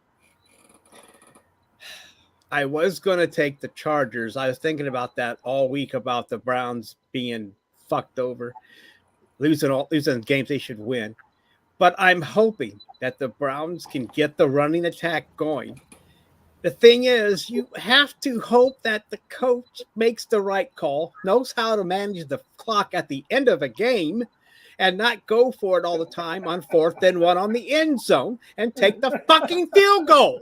That's what I'm trying. That's what worries me, is the coaching going to do their shit. But anyway, I'm calm about this. I am going to stick with the Browns, and that's it. I'm sorry. I got off a little bit, but that coach is just pissing me off, and I'm going to have to go down there and take over. I hope you heard that, engineer. Otherwise, you got to go back and see it. That was damn funny, and it was pretty good. And I think we have the other 3 picks on there right now. So we're going to go ahead and go on. Senator, after that glorious tirade, no. After that glorious soliloquy, what's it going to be? Why not both? Oh, yeah. All right. That was good. I'm going to go with the Browns because there's a lot of balls in the air as far as, besides the football, just things that could go wrong or wild cards or just things going on with this game. And I kind of want it to be a little interesting. So this is a game I can do this with. It's not obvious. So I'm going with the Browns just to see. All right. Appreciate that. Yep. Sorry, Big Dog. I believe Coffee is going to take the Browns. So who do you have? Coffee takes Babyship Browns. Dreem will take the Chargers. I was going to take the Chargers, but after hearing the passion behind Almighty, I will forsake my original pick, and I will go back to my favorite Babyship Browns. Oh my! And I will stand side by side, Almighty, in losing fashion if need be. But hopefully it'll be a win, and we'll both jump on our bad feet in happiness that they won. Well, either way, we can. If it doesn't work out, we can always cry into our beer. There you go. Or whatever drink you prefer. Tequila. I'll be there with you guys. I'll be weeping into my. So we're all 3 of us are holding hands, hoping for the best. Yeah. And the idiot scorekeeper is gonna go contrarian, and this is our first balanced game, which I like it. Yeah. Scorekeeper's going to go with the Chargers. So I like it. It doesn't get much better than this. We're going to have to change your name. Yeah. Yeah, I think so. I don't know if you saw this comment. Oh, I'm sorry. Go ahead, Senator. Oh, I said you just want to be the designated driver next week. That's pretty good. I did see that one? Yes, I did. I laughed at it earlier, but I think somebody was talking, but Aww. But yeah, I don't know. I don't know about the coach, but I have spoken, even though it doesn't mean anything. Oh, it means everything here. Folks, in the recap, we have Chargers, Tony, 23-20, Engineer, Dreem, and Scorekeeper. And Browns, Coffee, Aisha, Almighty, Senator, and Big Dog. Is that pretty much split then? Is that split then, Roger? It almost is on this one. That's why I mentioned this was the first game that it looks like we did split, which was really cool. House divided. I mean, numbers wise, it looks like the Browns have a lower number. I just closed it. Okay. Don't worry about it. That doesn't mean anything. Yeah, as I tell, yeah, folks. But it's cool when you look at this stuff because, as I said, I use it to give me an idea. It doesn't always work, but that's why we go with these numbers. But thank you for pointing that out, Big Dog. Do you want me to go back to that one right now? No. Okay. All right, folks. Next game. Do we have to mention it? The Lone Stars, because they're pretty lonely at 0-3-1, take on the Jacksonville Jaguars, who are 2-2. They're at 10 a.m. Pacific time on CBS. It's at stuttering. It's at TIAA Bank Field. This is a worthless game. On offense, the Jaguars are 21st, Texans 27th. On defense, the only redeeming quality, the Texans are 13th. That means they're in the upper half of the league. The Jaguars are 19th, who are in the lower half. In passing, the Jaguars are 19th, Texans 24th. And in rushing, the Jaguars are 19th, Texans are 26th. This is about as bad as it gets, folks. But we've seen worse. Last time these two teams played, the Houston Texans did take it to the Jaguars 30-16 on December 18, 2021. Big Dog, what is the line on this one? Because just real quick, I believe the Texans have beat them 6 times in a row. Oh, I mean, I picked that up somewhere, but I could be wrong about that. But that doesn't mean anything because, anyway, go ahead, Big Dog. I'm sorry. No, that's fine. I guess the Texans are looking for that first win. Also, as far as injuries go, real quick, since I stole the Big Dog spot, there's nothing to talk about. And really, the Jaguars have only like 4 players that really don't mean anything. And the Texans don't have any major casualties. Not that it would matter. And so, I mean, nothing, they still have their starters, I think. But, I mean, I know there's nothing, nobody's really out. So, anyway, go ahead. Thank you, engineer, for agreeing. Big Dog, what's the line? Jacksonville by 7. Oh, okay. I'm going to make this one easy. I hate both teams. Well, I don't hate, but I don't like both teams. And I'm going to go with the Jaguars to outlast the Texas Rangers. So we're going to go with that right now. All right. We already have a few picks in the chat room. Aisha is going with the Jaguars. Tony is going Jags 28-20. And Senator, what's it going to – oh, wait, hold on. No, let's go Big Dog on this one. I'm going to take Jacksonville, and it looks like Dreem forgot to list that team. That's the one thing I'll have to send him a message because I don't see either one on there. And, of course, Coffee will be taking the Jags. All right. Thank you for that, sir. Almighty, what's it going to be? I think that the Jaguars will win just because I think Lawrence Taylor will rebound, and I think they'll be ready. And so I'm going to take the Jaguars. I know you don't like both teams, and you say this game is worthless, but I think the Jaguars are stronger than what we think. I don't think they're a playoff team, but I don't think they're going to suck all year like they did last year because they have a new coach that is not up in Columbus twerking with young college girls. So it should work out. I think this coach will help them win. And I don't think this coach will go for it on 4th and 1 at the end zone. I think he will kick the field goal. So I'm going to go with the Jaguars. I'm impressed. All right. Let's go with Senator. What's it going to be? I'm going to go with the Jaguars because I sort of feel like they have a little more reason to be hungry this time. They did get spanked the last time they met, so I'm kind of feeling like... Yeah, but they liked it. Almighty's laughing at me now. No. You didn't hear my say because you said they got spanked, and I snuck in. I said, yeah, but they liked it. That's what I was laughing at. Maybe they're coming back for another spanking. I don't know. I'm trying to figure out what Aisha's talking about that I need to start carpetbagging. Where? What does that mean? That was a little while ago. But yeah, well, it was just a couple minutes. I don't know if I don't know if she was trying to put that into what she said about me and all of us causing trouble. I don't know. Yeah, it could be. Aisha, just give me like carpet bagging to wear, and then I will get your joke. And Aisha says that in the message, she says it's the Texans. So just go ahead and verify that. Big Dog. There it is. Yeah. Oh. Right. Folks, this is why I love it. He missed a game though because he's only got 15 picks. Oh yeah, there he does have the Titan. Yeah, he does. Okay, well, either way.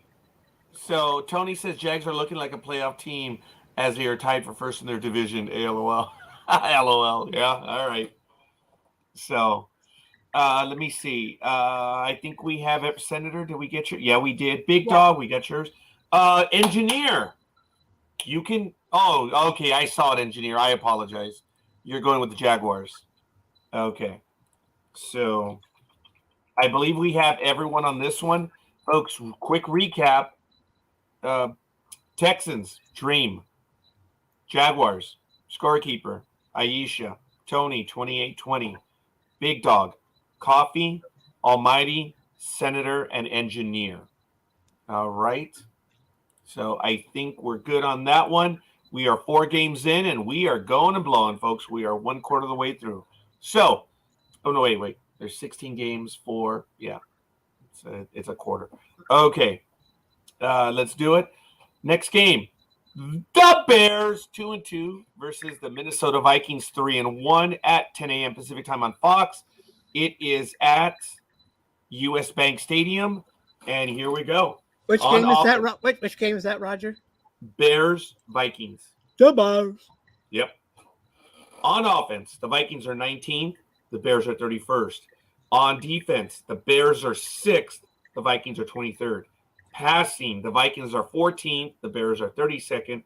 And in rushing, the Bears are league 3rd best, and the Vikings are 23rd. Last time these two teams played, Vikings 31-17 over the Bears on January 8th, 2022. Big Dog, what do you have? A whole lot of fat. Minnesota by 7.5. Wow. Okay. So, Almighty, do you have? There is really no news on this. I don't know, but I just tell you who's out for the Vikings is tight end Ben Ellison, and for the Bears, nobody is out. So, I mean, I know that David Montgomery has an ankle and is questionable, and he did have limited practice in practice. I don't understand why they keep saying that. It says full practice in practice. Well, no shit. But I don't write it, so I just read it. It's like redundant to me, but that's just me. Is it redundant? Is it redundant to you, Roger? That they say it does sound like that, yeah. I mean, does it really sound that way? Anyway. It does. But anyway, that's the injury report for those two teams. Continue. Thank you, Almighty. Appreciate it. It does sound redundant to me. It just didn't sound right. How about you, Big Dog? He's not paying attention. Oh, he's paused. Okay. Right. Senator, my bad. Let's go to you, Senator. What's that? I know. Bears 2-2, Vikings 3-1. I'm going to go with the Vikings. Yeah, you know what? I'm going to contradict you. I'm going with the Bears, shuffling through. The Bears. There you go. I was going to say the Bears. So that's good. I forget. That's a typical Chicago thing. Almighty, what's it going to be?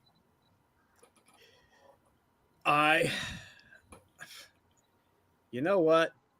What? I don't know. I'm gonna. I had hopes for the Bears because they started out pretty strong.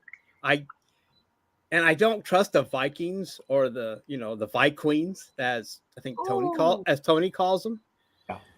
I guess that's a team that is trans. I'm not going to get into it. I will. God damn it! I'm going to take. I'm going to take the Vikings to keep up with the Packers in that division. All right, Almighty, thank you. Big Dog, what's it going to be? So in this one, Coffee would take the Bears because he does not take the Vikings. Oh, you're right. Thank you, sir. Dreem will take the Bears. He has an affinity for the Bears. And I was going to take the Bears, but they've screwed me over, and I have to stop playing with my heart and start playing with my brain. So I'm going to take the Vikings on this one because they're home, and usually have a pretty good home record, and they play a lot. They do play a lot better at home. So I'm taking the Vikings. Thank you, Senator. She's going to be right back. Thank you for sending us that message. All right. Who are the next picks, guys? Let me see. Who's next, Raj? Okay. Aisha says she's taking. Oh, wow. She's taking the teddy bears. All right. So the next pick is who? Tony. Yep. Thank you, Tony. He's going with the Vikings. 27 to. Oh, sorry. Ooh. I lost that one. 27 to 16. Oh, I lost my number lock. Okay, sorry. Come on. 27-16. And then Jay is taking, so the engineer is taking the Vikings. He says, I'll be coming in and out. So hopefully she enjoys it. But while he does his picks. What? Read his comment. I'm not going to. I did. Oh, that one you're not going to comment on? Oh, my God. Whatever. Okay, folks, I believe that would give us all the picks then. So we're going to go ahead and do the recap. So is engineer trying to say he's driving his train into the dark tunnel because he's going in and out? Oh, good Lord. I don't know. Hey. Look, I'm sure he'll say something. I come back. Well, that does give him more momentum because he can pull out, slam back in, and and plus some items will smack harder against her cheeks. So things will work out. Dear God, you people need a vacation. I know. Thank you. They Senator. do. I just got back from one. I'm sorry. I guess I don't want to. I'm sorry if I offend you, Senator. I will calm it down for you. I'm a native. Oh, even Aisha took a shot at that engineer. Is the engineer watching us or having fun with the lady of the night? With a lady of the night. That's funny. I'm so sorry. Jay, I apologize, Jay. Sports Talk with the Guys, home of the Monday Morning Idiots on Saturday morning. And I need to correct that because he misspelled that. He's not texting, he's sexting. Okay. Oh shit! Never mind. Oh my! Bastard! Jay, you demand. He must have some Kentucky roots, or Mississippi, Alabama. Oh my gosh! I'm gonna end up paying for that one. Recap. Here we go. Bears.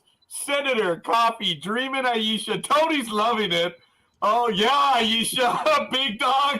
Talk about foot in mouth. Big Dog not only was chasing his tail, but he was chasing his paw. Jeez. That's what I get because I have the quick wit where I have to jump in right away. I don't wait for the next comment. Okay, nothing personal. Big Dog is not the only one that's happened to. I've been a dumbass too, so I'm taking advantage of that right now. Oh my goodness, Bears! But I don't think. Anyway, go ahead, Big Dog. No, go ahead, Almighty. No, I'm done. I can't go any further with that one. Okay, Senator, Coffee, Dreem, and Aisha are going for the Bears. For the Vikings, Scorekeeper, Almighty, Big Dog, Tony, 27-16, and Engineer. Yes, it is too funny, folks. Thank you. This is what makes Saturday morning for us. And it's all of you that spend it with all of us. So I meant that to everyone. What's next game. Okay. Oh, I'm sorry, Almighty. Well, I just want to get to the injury report because they're not in order. So I have to scroll down and find them. Oh, okay. Fair enough. Just to give you an idea, folks, and I think I've mentioned this before, the reason why I take the order that I do is from the NFL.com schedules. So if you're on that page, that's the order of games that I take. It's not any particular Scorekeeper. Oh, it's no problem. I can find them. I just need to know so I can get there. I don't need to bother you. I just would like. I guess I get impatient, so I can get Almighty, there. you are not bothering me. Trust me. No, that's Detroit Lions. It's my what's job that? to bother him. Oh yeah, it's okay. Well, yeah. You know what? I was about to pull a big dog, and I cut myself on that one. Anyway, Detroit Lions 1-3 versus the New England Patriots 1-3. The battle of the bastards on this one at 10 a.m. Pacific time on Fox. It is at Gillette Stadium. Does it matter? On offense, the Lions are number 1 in the league, and the Patriots are 20th. This is overall offense. The Lions are number 1 in overall offense, and yet they're 1-3. These are the numbers that I love. And on defense, both teams are 11th. That makes them in the upper half of the league. In passing, the Lions are 7th. Patriots are 22nd. And in rushing, the Lions are 6th. The Patriots 11th. Last time these two teams played was in a whole different era. Stafford versus Brady. The Patriots balushed them in practice. 31-3 on August 7th, 2019. Big Dog, what is the line? New England by 3. Really? Okay. They're both 1-3. Of course, they're going to go with the home team. I guess, yeah. Yeah, and you have the most evil, coach. The most evil head coach. Yeah. Do you have an injury report, Almighty? Okay, the second string quarterback is out with a concussion. The starting quarterback is doubtful, so that will leave the backup, third string quarterback, Beetle Bailey Zappi, playing.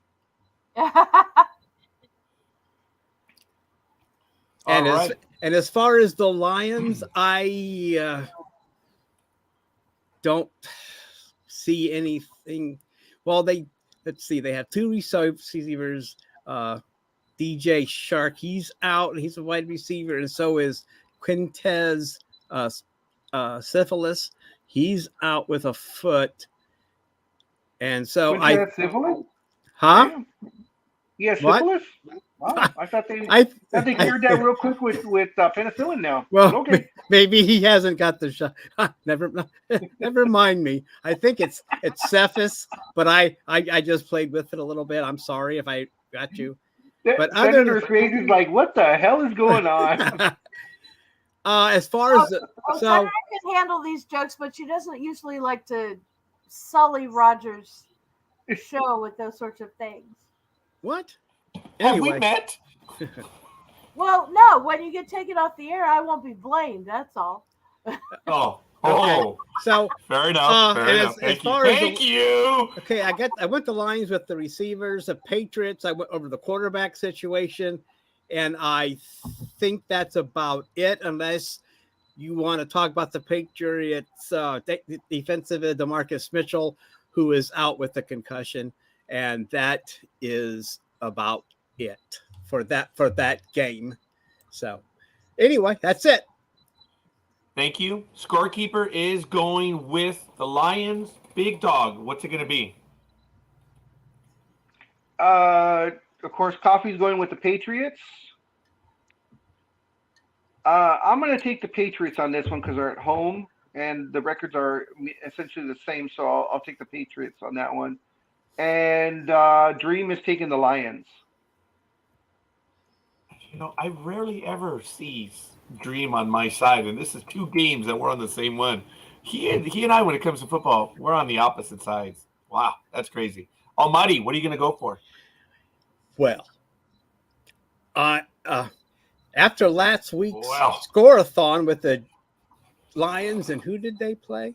And they lost like 48-45. That shows me that the Lions don't have a defense, but they can score. But the Patriots did hang with who they played last week, and I can't remember who it was. But I don't know. Do you have faith in a third string quarterback? Is he going to be the next Tom Brady, where the 2 quarterbacks get injured, he takes their jobs, just like Brady took the job from I can't remember his name but anyway, fuck. Oh, right. The guy that came from I can't remember his name. I did know his name because that quarterback, that rushing quarterback that was in the Super Bowl. Yeah. But anyway, I'm going to go with the Patriots because I just don't like going against Bill Belichick. And it wouldn't surprise me if the Lions won, but I'm just going to take the Patriots. I think they'll be able to control the ball.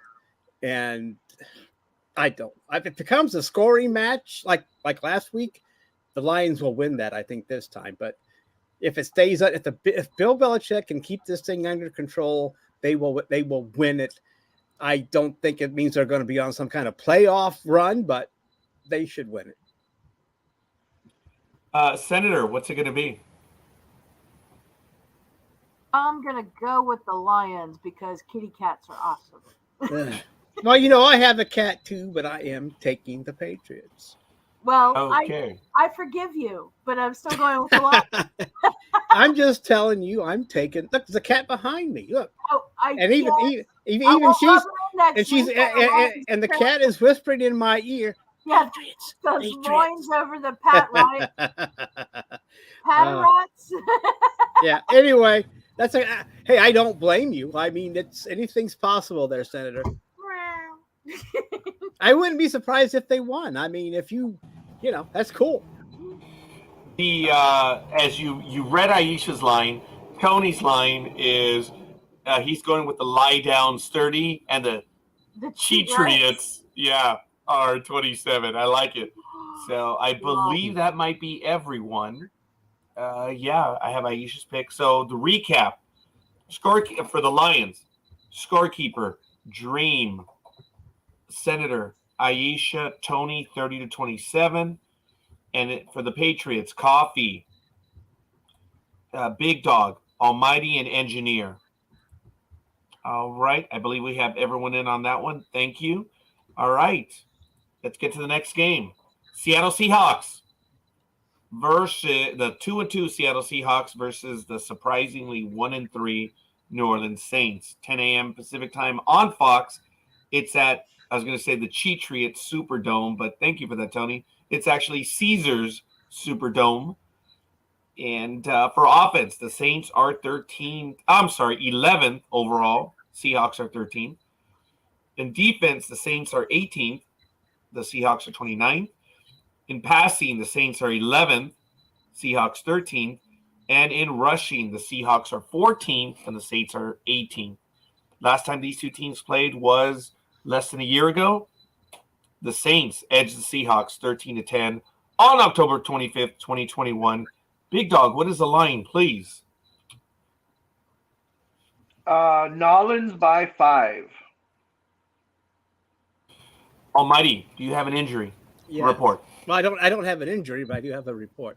Well, I may have an injury, but it's anyway. Football injury. All right. Anyway, the Seahawks. Let's calm down. The Seahawks only have one person that's listed out, and that's wide receiver Derek Young.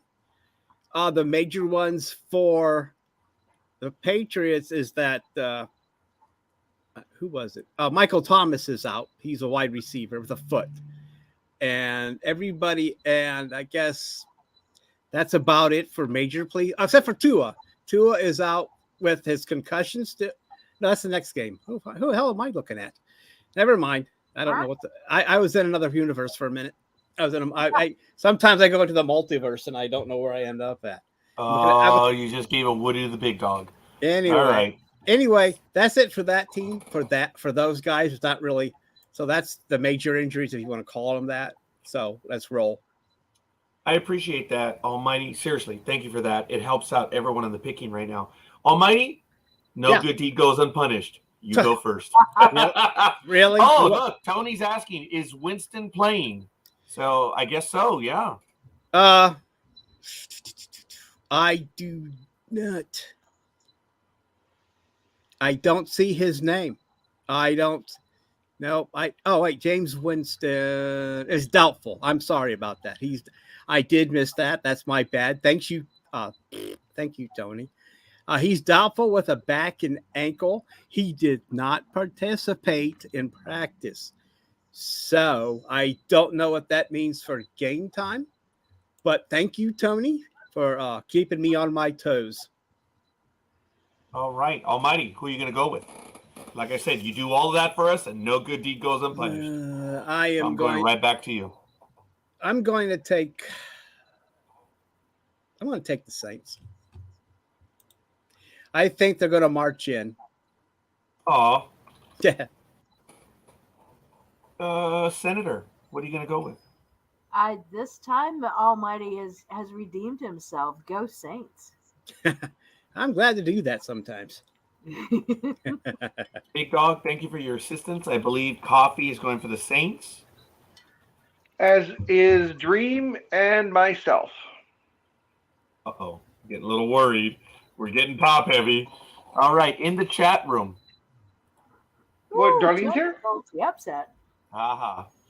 Aisha is going with the Sinners or the Sea Hags. That's funny. Yeah. Tony is going for the upset on this one. Yes. He figures it's going to be the Sea Hags 27, the Aints 23. Tony 27 to 23. Tony, me liking this one as well. Scorekeeper is going to go with the Seahawks. Air warning red. Repeat, air warning red. Thank you, Almighty. I know I'm being stupid. Engineer is going with the Saints. You notice the dichotomy now. Engineer and we tend to be apart, which is kind of funny. I like it. I like that thing. So, okay. Do we have everyone's picks then? I said Big Dog, Senator Almighty. Yeah, I think we do. Okay. I think we have everyone for now. Recap. Why you? I'm sorry? You? Oh, I said I'm going with Tony. Scorekeeper is going with the Seahawks. Right. So, no, not at all. Thank you. Thank you for asking. Seahawks, Tony, 27-23, and Scorekeeper. The Saints, Almighty, Senator, Coffee, Dreem, Big Dog.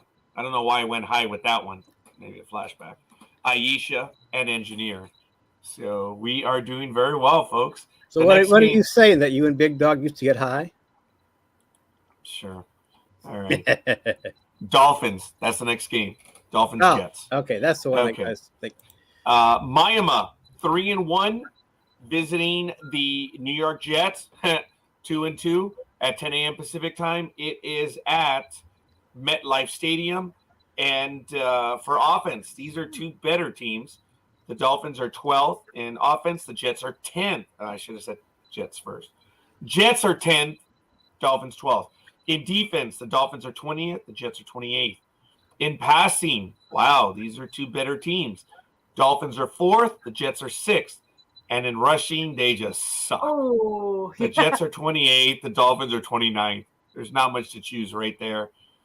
Last time they played, December 18th, 2021, the Dolphins won by 7 over the Jets at home, 31-24. Big Dog, what is the line, please? Miami by 3.5.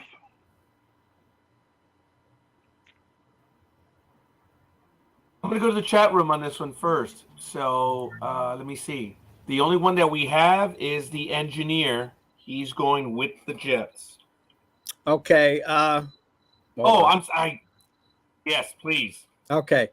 As we know, Tua is out with the concussion. And also for them, Tyreek Hill is questionable. He did have a limited practice in practice. He is bothered by a quadricep.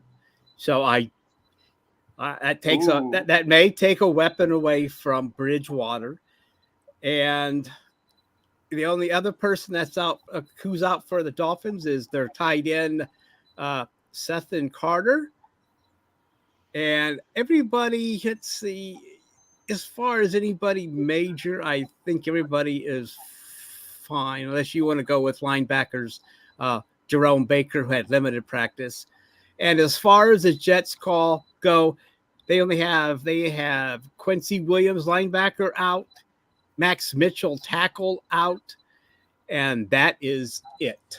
Everybody else, I mean, there's only like 5 players listed for the Jet. So that is it. So remember, Bridgewater may not be a starter, but as a backup with the Saints, he did go 5-0. So don't count out. But that the Jets did 2 come from behinds to win. They're not as bad as they used to be. So taking them like Jay did is not a bad idea. All right. Engineer is going to go for the Jets. Now, is Tua? I know you said it, and I didn't hear you. Is Tua playing? He is, right? No, he's out. That's why I was talking sorry. about Bridgewater, the backup, that he went 5-0 right. with the Saints. But after that, he did become a starter, but he did not do very well. So now he is so he's now a backup again. So you have to decide if he's just a great backup and not a starter. But anyway, he won't. I don't know if he will have Tyreek Hill. It seems like has that injury, and who knows if he'll be at full strength. But I don't. Anyway, I don't want to confuse anybody, but that is what's going on with the Dolphins at this moment. And like I said, he's questionable, and he did have limited practice, so you have to take that as it says it. I don't have any more information.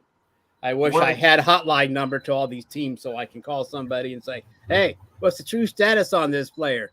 But I try, and they ignore me, saying, "Who the fuck are you?" So that goes with that. Sir, this is a Taco Bell. Could you not? Yeah, he is out indefinitely, so I apologize. I missed that part. We're going to talk about this after. The NFL Players Association urged the league on Friday to implement changes to its concussion protocol related to Tua and Week 3. So I have a tiny bit of news on that. We'll get to that after we do the picks.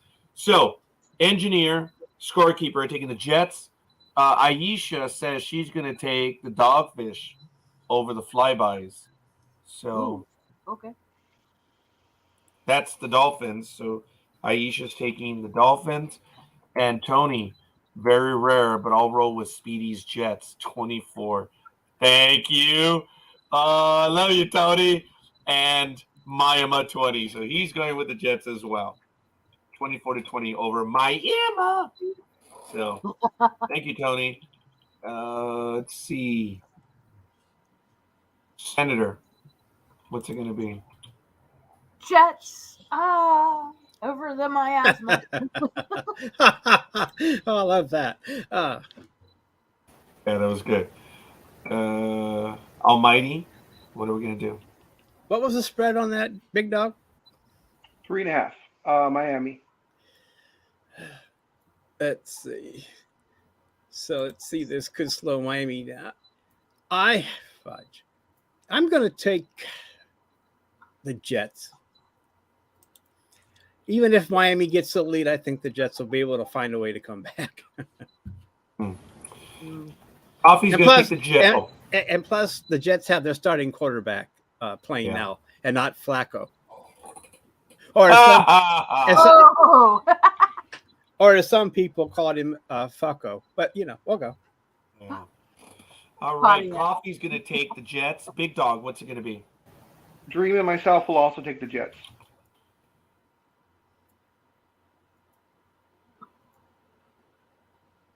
All right. We're going to do a quick recap, folks. Here it is. For the Dolphins, Aisha. I should say just everyone else.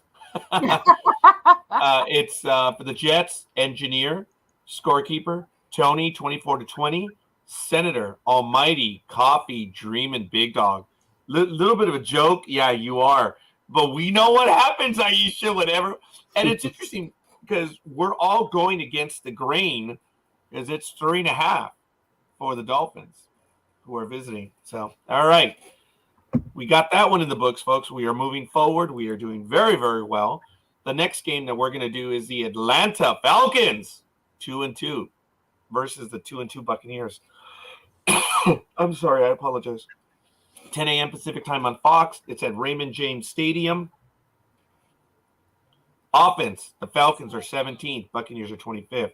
In defense, the Falcons are league second best. Ooh. Buccaneers are almost the worst at 31st.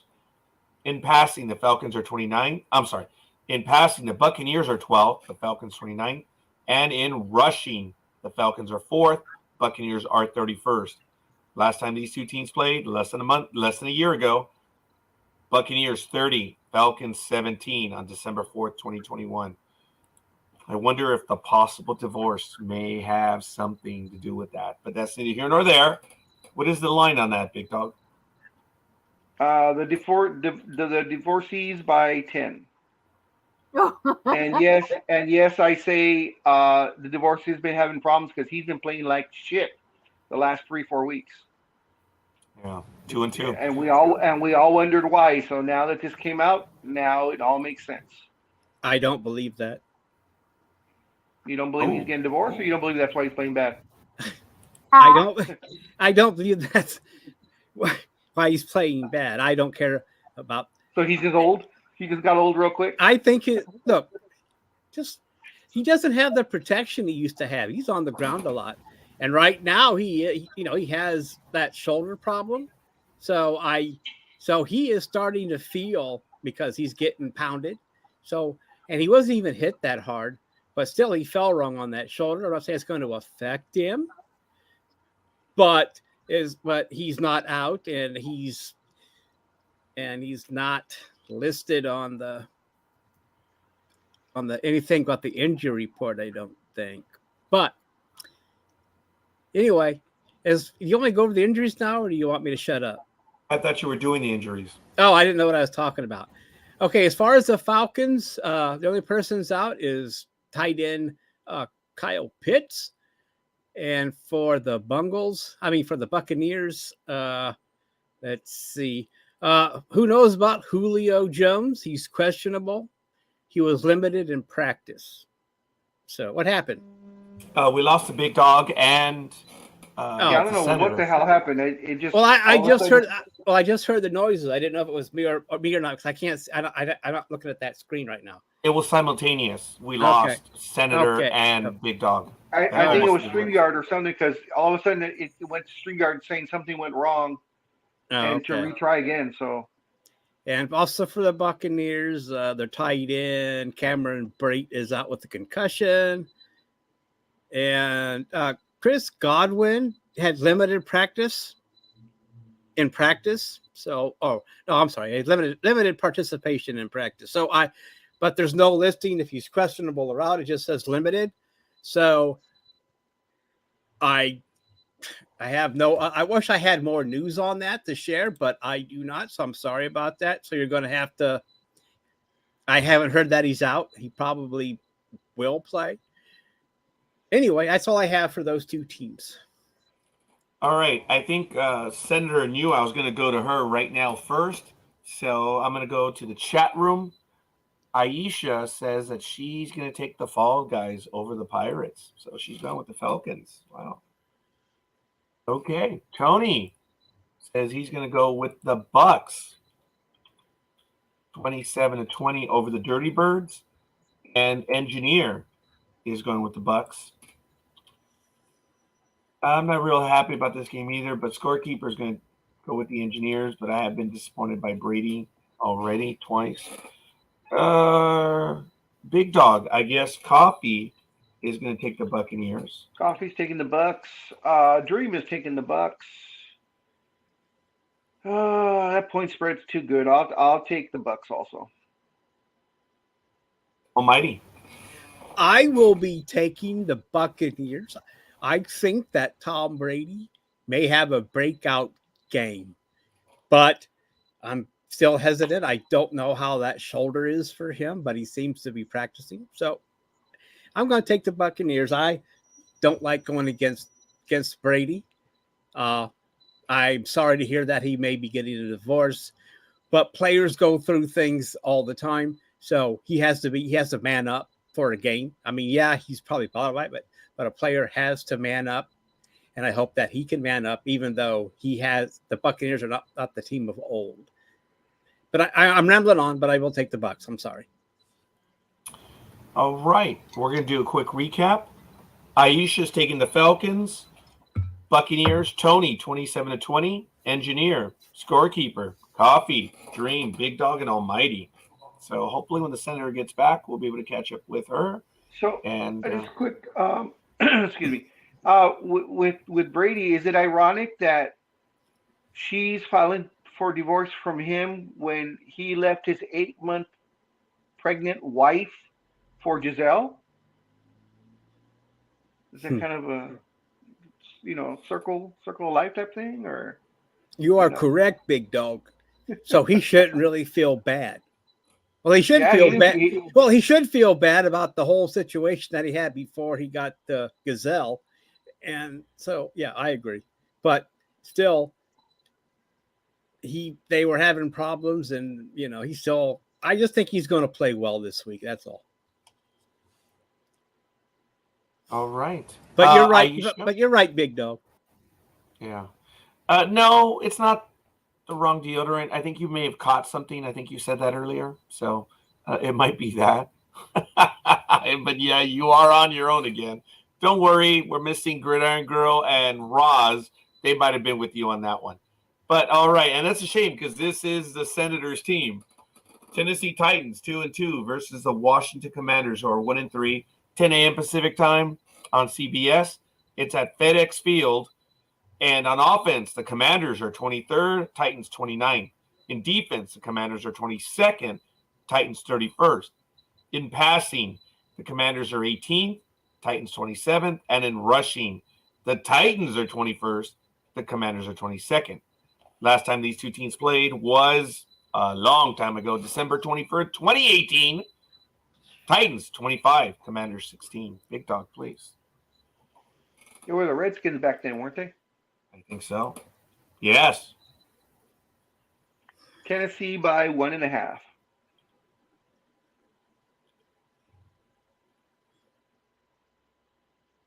Okay. And it looks like we have our first pick. Jay, Engineer, is taking the Titans. Big Dog, what's it going to be? Coffee's taking the Redskins.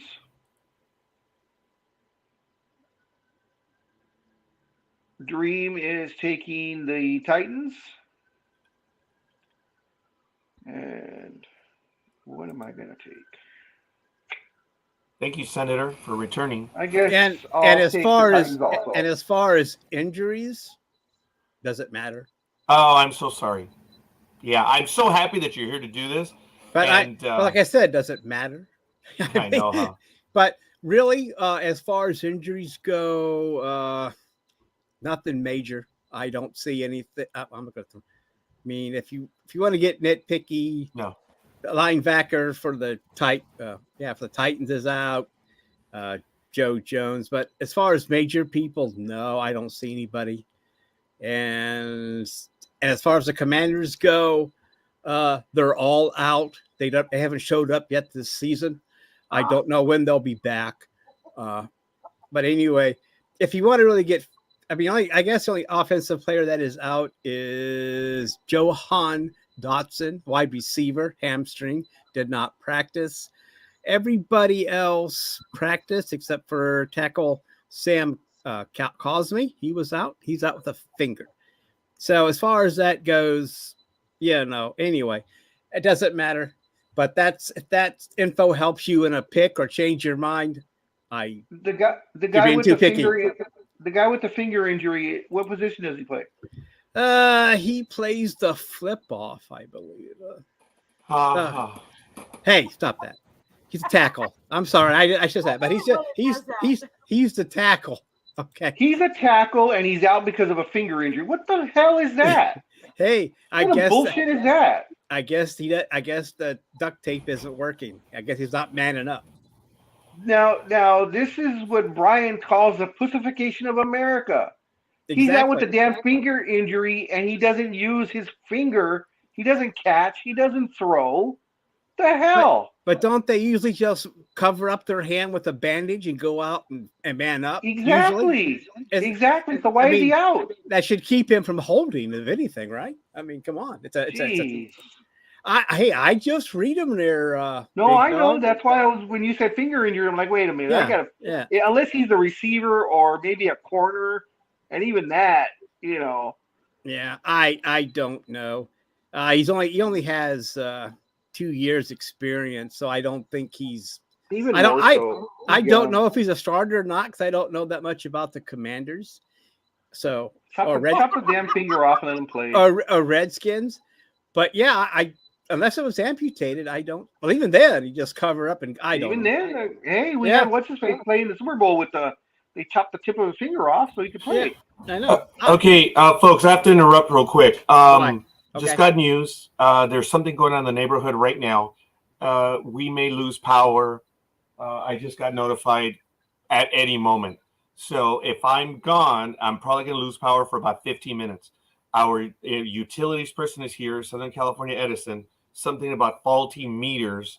It looks like they're going to replace it. So I'm so sorry. If I'm gone, I'm going to be gone for about 15 minutes. But this is Southern California Edison. 15 minutes could be 18 days. Maybe that's why your bills are so high. You should complain and say there was a faulty meter because of that. You should cut my bill in half. Hey, I'm not prepared to litigate that on air right now. Talk to your lawyers, right to the right. Okay, I did have a significant. Apparently, they're not getting a read on our meter. I'm like, oh, so you guys can't bill me? Oh, that means it's free. Yeah, it should be free. But anyway, I apologize. That's why I got pulled out right now. I'm so sorry. I'm nervous because I'm going to be off for a little bit. If you do go off air, I most likely won't be back when you come back on because I'm only on for about 10 more minutes. That's why I don't know if you guys noticed I was on the phone, and times have changed, so I need to leave earlier than I thought. Okay, so we're really gonna. I don't think we're gonna get this done. So let's see what do we have. Almost done. We're close to wow. Let me see. Going by the numbers, Aisha says she's going for the Commanders. Senator, what are you going for? And I did get your pick, Senator, for the Falcons. So Aisha, you're not alone on the prior pick. Yeah. Senator, I got you back on the Falcons. I'm going to go with the Commanders. I know that they've had issues, but I'm trying to hold them in a higher place so they will bother to hold themselves. I miss Jack Cook. I'm sorry. Oh, I remember him. Tony's going with the Commodes 23-21. And Engineer is going, huh? Oh, he gave me the last ones. Yeah. Oh, okay. He's trying to shove it all in there in case you disappear. Yes. Okay. Thank you. I got. Okay. Hold on. Oh, damn it. We already chose the Vikings. Yes. Okay, but he's going with the 49ers. I'll take a picture of it in case you don't get it in. Yeah, because he's going with the Eagles as well. Let me get those in real quick. I'm sorry, folks. It's just I got nervous all of a sudden because I may be losing power for a little while. And then Bengals, I think we already chose that one. The next games, well, okay. Oh, he's going with the Chiefs. Okay, well, let's do it this way. If Scorekeeper does lose power and does not finish this off, guys, he will post this in on Facebook under the Sports Talk with the Guys.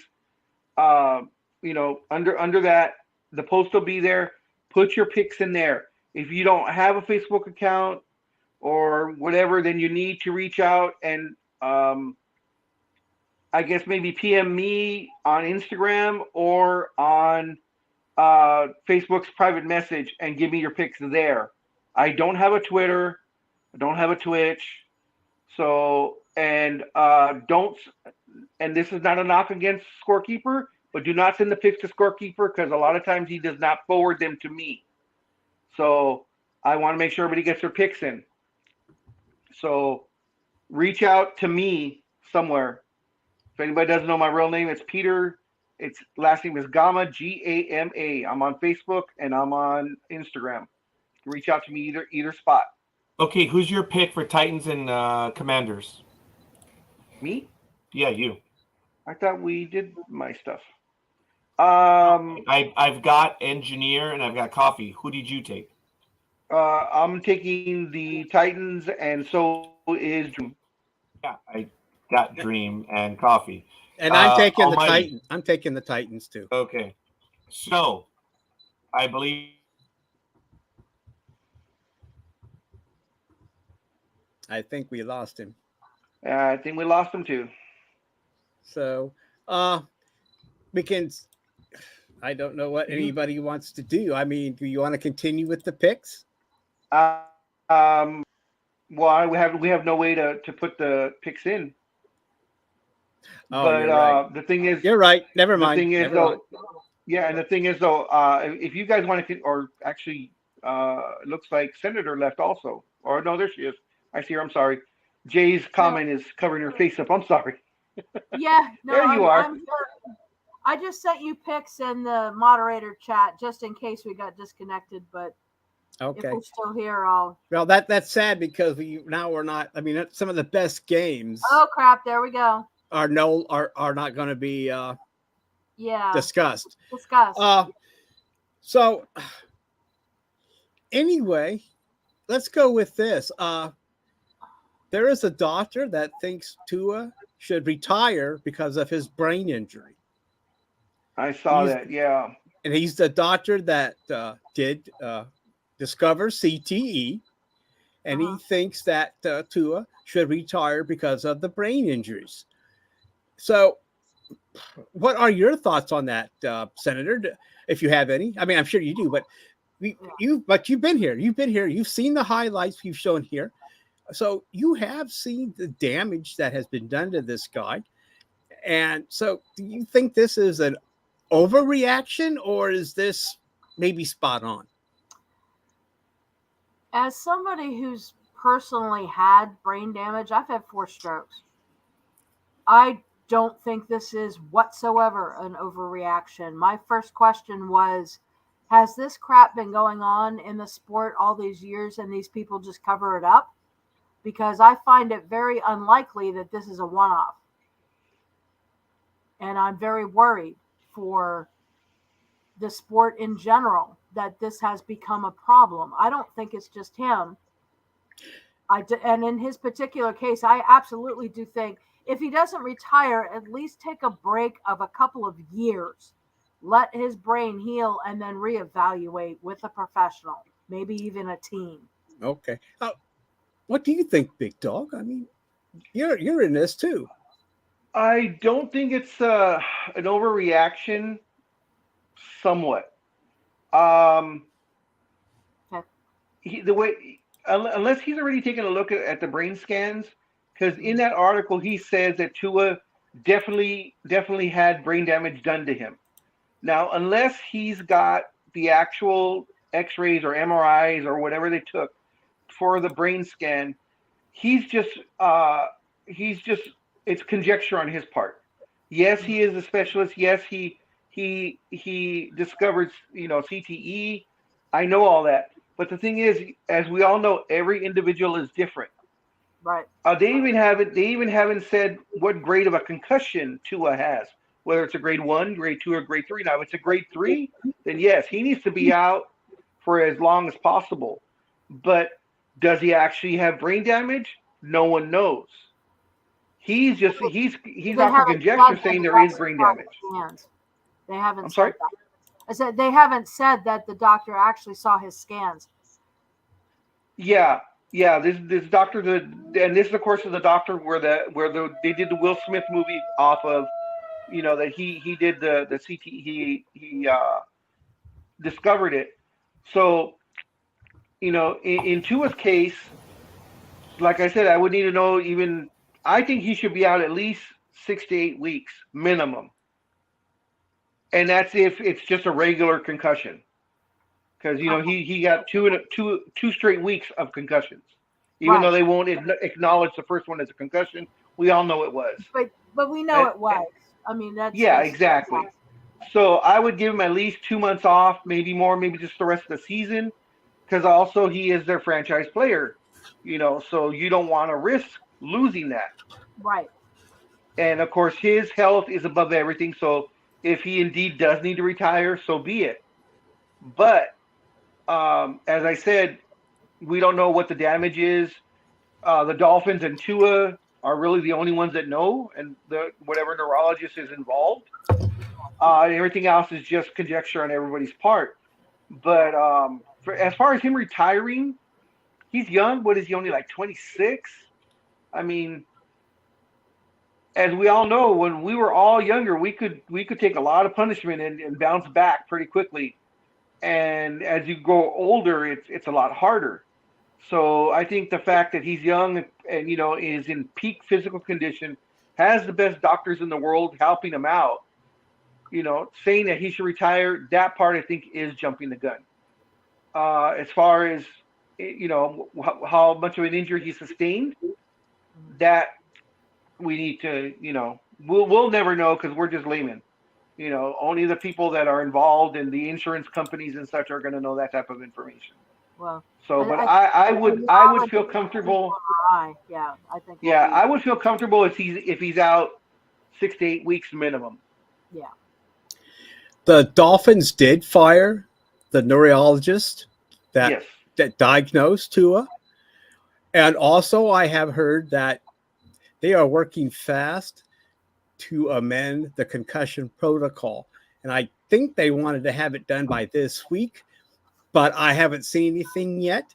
Maybe somebody else has, but I know that they're not going to wait. It sounds like they're not going to wait till the end of the season to address this problem, which is, I think, a good idea.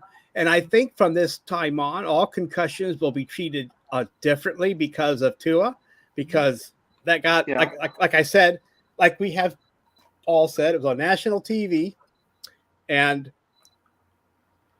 I'm trying to hold in a burp, and I shouldn't have said that.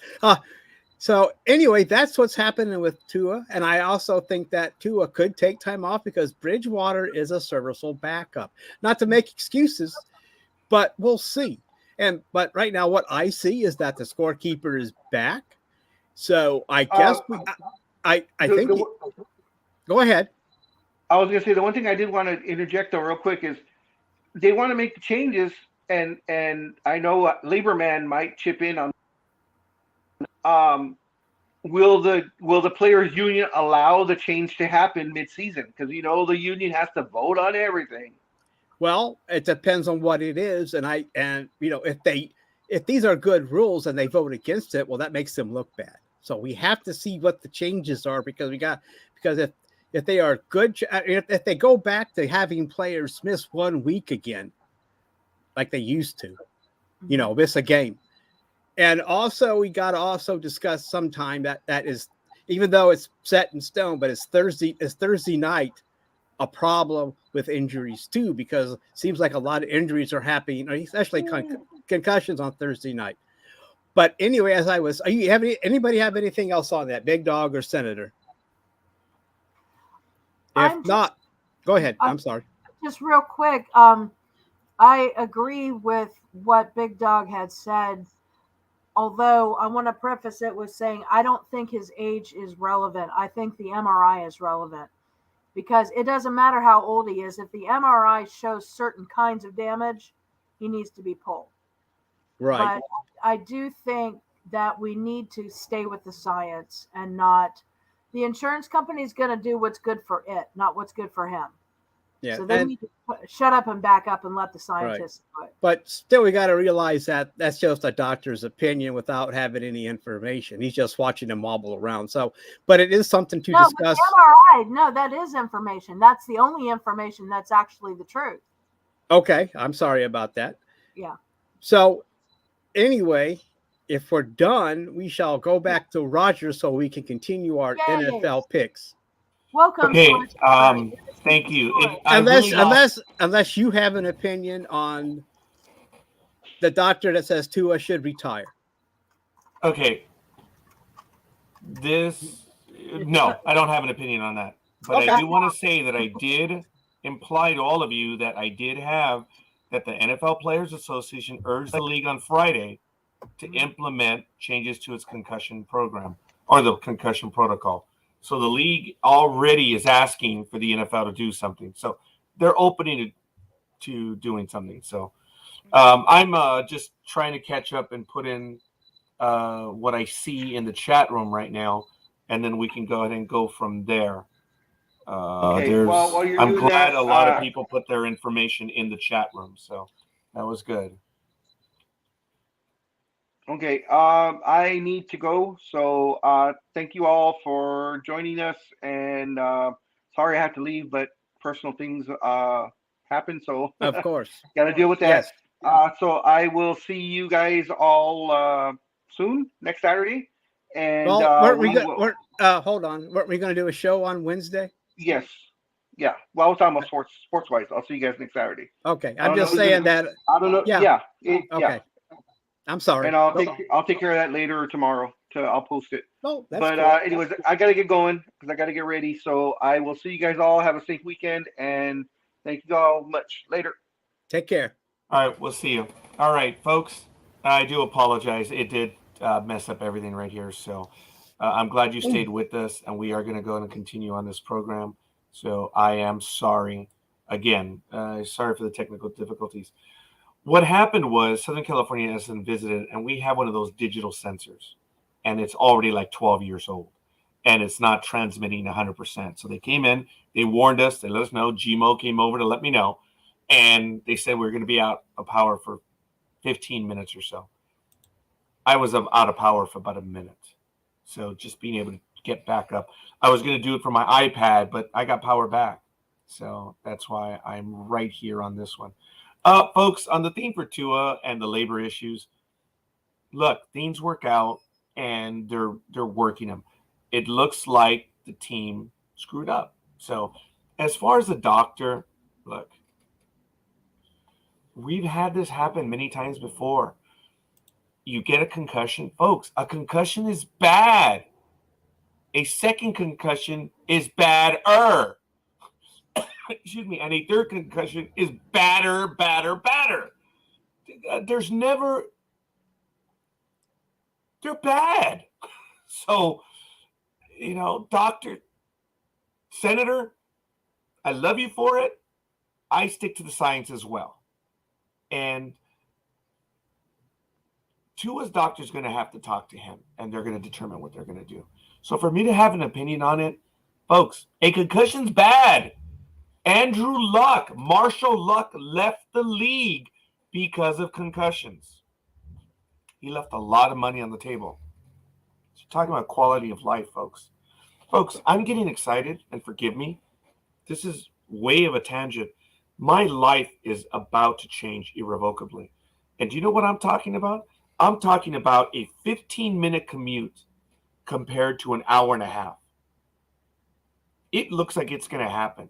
I am jazzed. And look, it takes me 34 minutes to get to work in the morning, but I have to wake up at 4, leave the house at 4:30 to get there in 30 minutes to avoid traffic. And I start at 6. It's 2 hours. I leave work at 4:30 and get home sometimes by 6. That's a regular. My commute is going to go from 15 minutes and 15 minutes. Freeway or road, it doesn't matter. So we're talking about quality of life.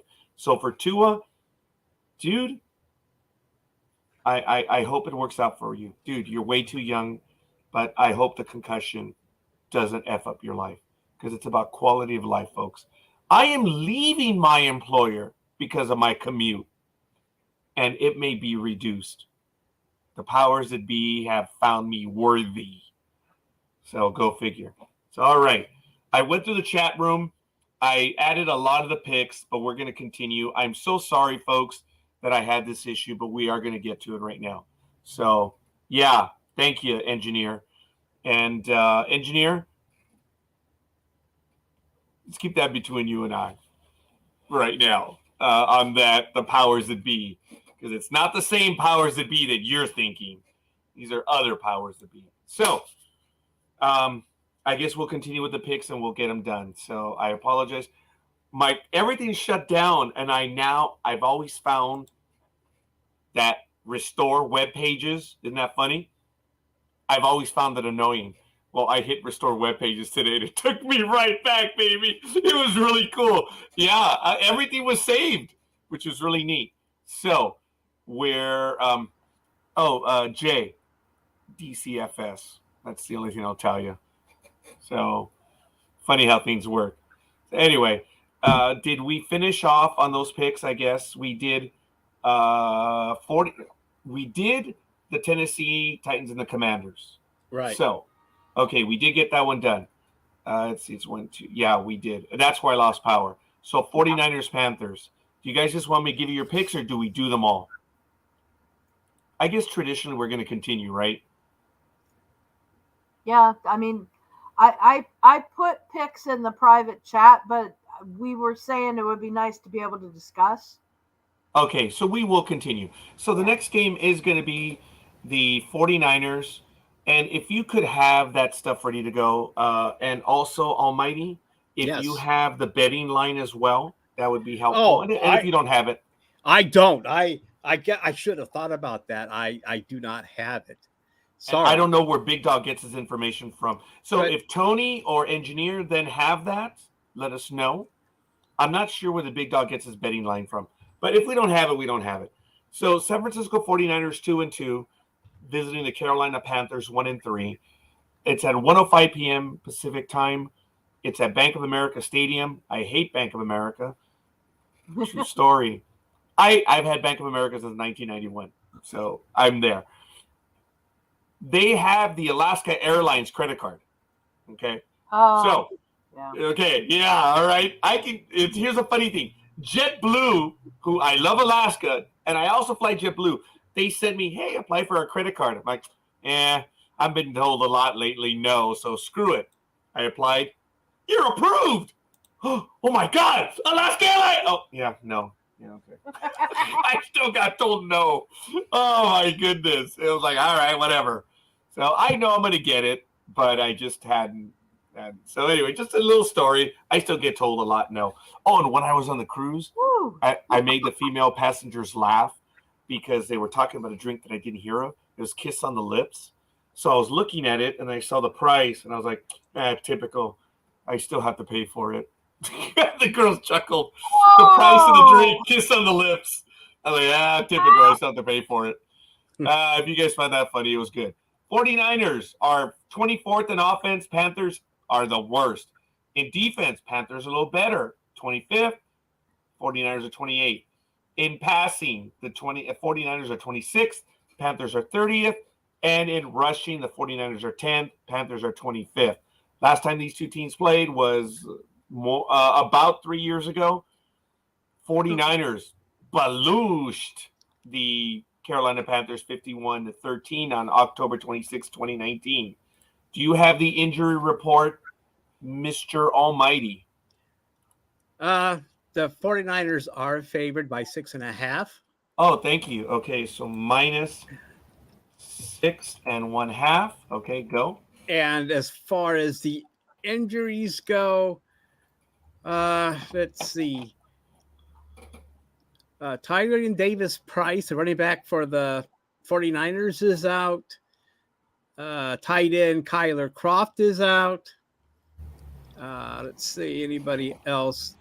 They had 2 tackles out, Colton McKivitz and Trent Williams. As far as the Panthers go, Stephen Sullivan, a tight end, he's out. And Laviska Shenault Jr., wide receiver, is out. And that's about, I guess, the serious ones. Nothing else major. Let's hold on here. Okay, nothing really. Everything else looks fine. So let's go with that, I guess. Thank you, Almighty. Who's your pick for this game? Already? Good God. Yeah. Because we have Engineer, Aisha, Tony, and Scorekeeper are going for the 49ers. Okay. Well, it looks like my theory of Baker Mayfield having a bad year because of injuries was fake news. It looks like he's still struggling, even though he's healthy. Yeah. He's having balls batted down. I've heard that when he throws a bone to his dog, the cat bats it away. Oh. So, but I think the 49ers will win this game. Wow, all right. Okay, you may think they're going to win this game, but are you going for them? Going for who? The 49ers? See, he's forgotten them already. Yeah. I wish Baker would succeed, because if he doesn't succeed, he will either be out of the league or he will just be lifer backup. I mean, but I don't think the 49ers are that team. I know the Panthers are home, but I just think the 49ers, and I think Garoppolo is really getting his feet under him, because remember, he didn't do jack shit during the offseason because they were trying to trade him, and then they didn't trade him, but he was there, but he was like on the sideline, just whatever. So anyway, I'm just going to take the 49ers. If the Panthers win, that's great, but I'm sorry, I'm rambling on. I'm going to go with the 49ers. Senator, what's it going to be? I am going to go with, hold on, I'm having a browser problem. Okay, there we go. I'm going with the Panthers because Kitty. Wow. You like those cats, don't you? Well, yeah. Have you met me? Well, yes. I mean, just recently. I mean, right now I'm catching on, so I know anything that has to do with a cat. Well. It's very likely. Although I'm going to surprise you shortly. I'm saving a surprise. Uh-oh. I like surprise. Ooh. Well, sometimes. I like well, anyway, go ahead. I'm sorry. You might like this one. You know, okay. Later. It's a later pick that I'm going to thwart my own system. Wow. Wow. Okay. Continue, Roger. I'm sorry. Not at all. Fair enough. All right, we're good. So in recap, we have 49ers Engineer, Aisha, Tony, Scorekeeper, and Almighty. And Panthers, we have Senator. Okay. And thank you again for that, Engineer. I did see your picks. I surprisingly got everything back. Usually when I lose power, everything is cleared, but I still had that. So thank you. And the next game we're going to go to is the second afternoon game. It's the Philadelphia Eagles, the only undefeated team, 4-0 versus the Arizona Cardinals, 2-2. It's at 1:25 Pacific time on Fox. It's at State Farm Stadium. On offense, the Eagles are second overall. Cardinals are 16th. In total defense, the Cardinals are 17th. The Eagles 26th. In passing, the Eagles are 8th. The Cardinals are 16th. And in rushing, the Eagles are 5th. Cardinals 17th. Last time these two teams played, Cardinals 33-26 over the Eagles on December 19, 2020, almost 2 years ago.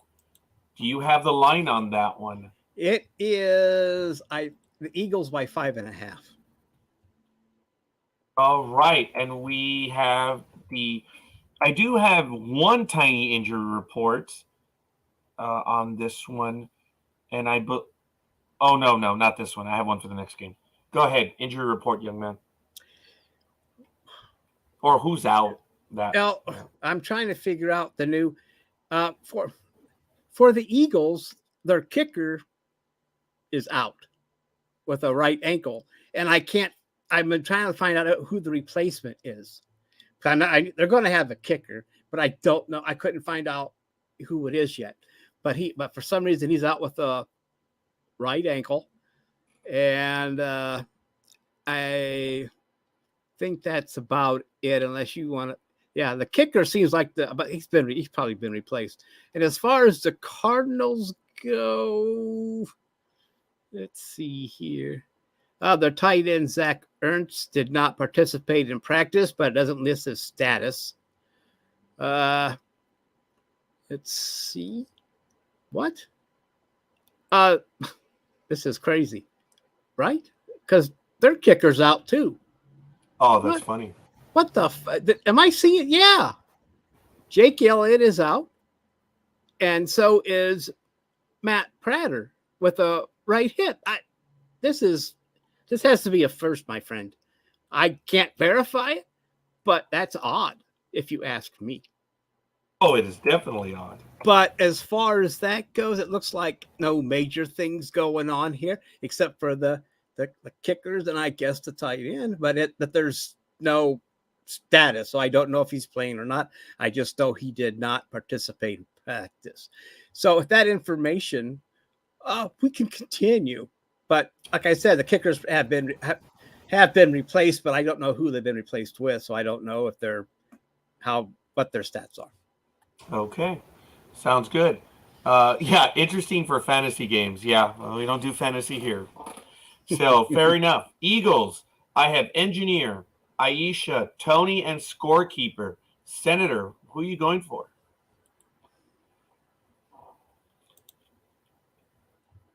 And you are muted, Senator. Much better. I'm going for the Cards because St. Louis. Oh, gotcha. Yes. What? So, St. Louis, huh? Well, Mark and I got engaged at a Cards game at Busch Stadium. Well, then that makes sense. That is awesome. I love it, and that's great. I did not know that. So, congratulations on that. I don't think Roger knew that either, but that's okay. Now y'all know. Actually, no, you did tell us, and that's why I was like, "That's right, you did." That's really cool. I've got to make a note of that. I'm going to post that on TikTok so it goes viral. Oh, no! By the way, I don't have Senator. TikTok. Thanks for posting that picture that you did. That the guest that we had on Wednesday, you posted the picture. Oh yes. That was really cool. With Mr. Davis. That was a fun interview, folks. I'm looking forward to reading his book. As an actor, I want to see what he's got to say. Yeah, and I did too. I do too. I'm looking forward to it.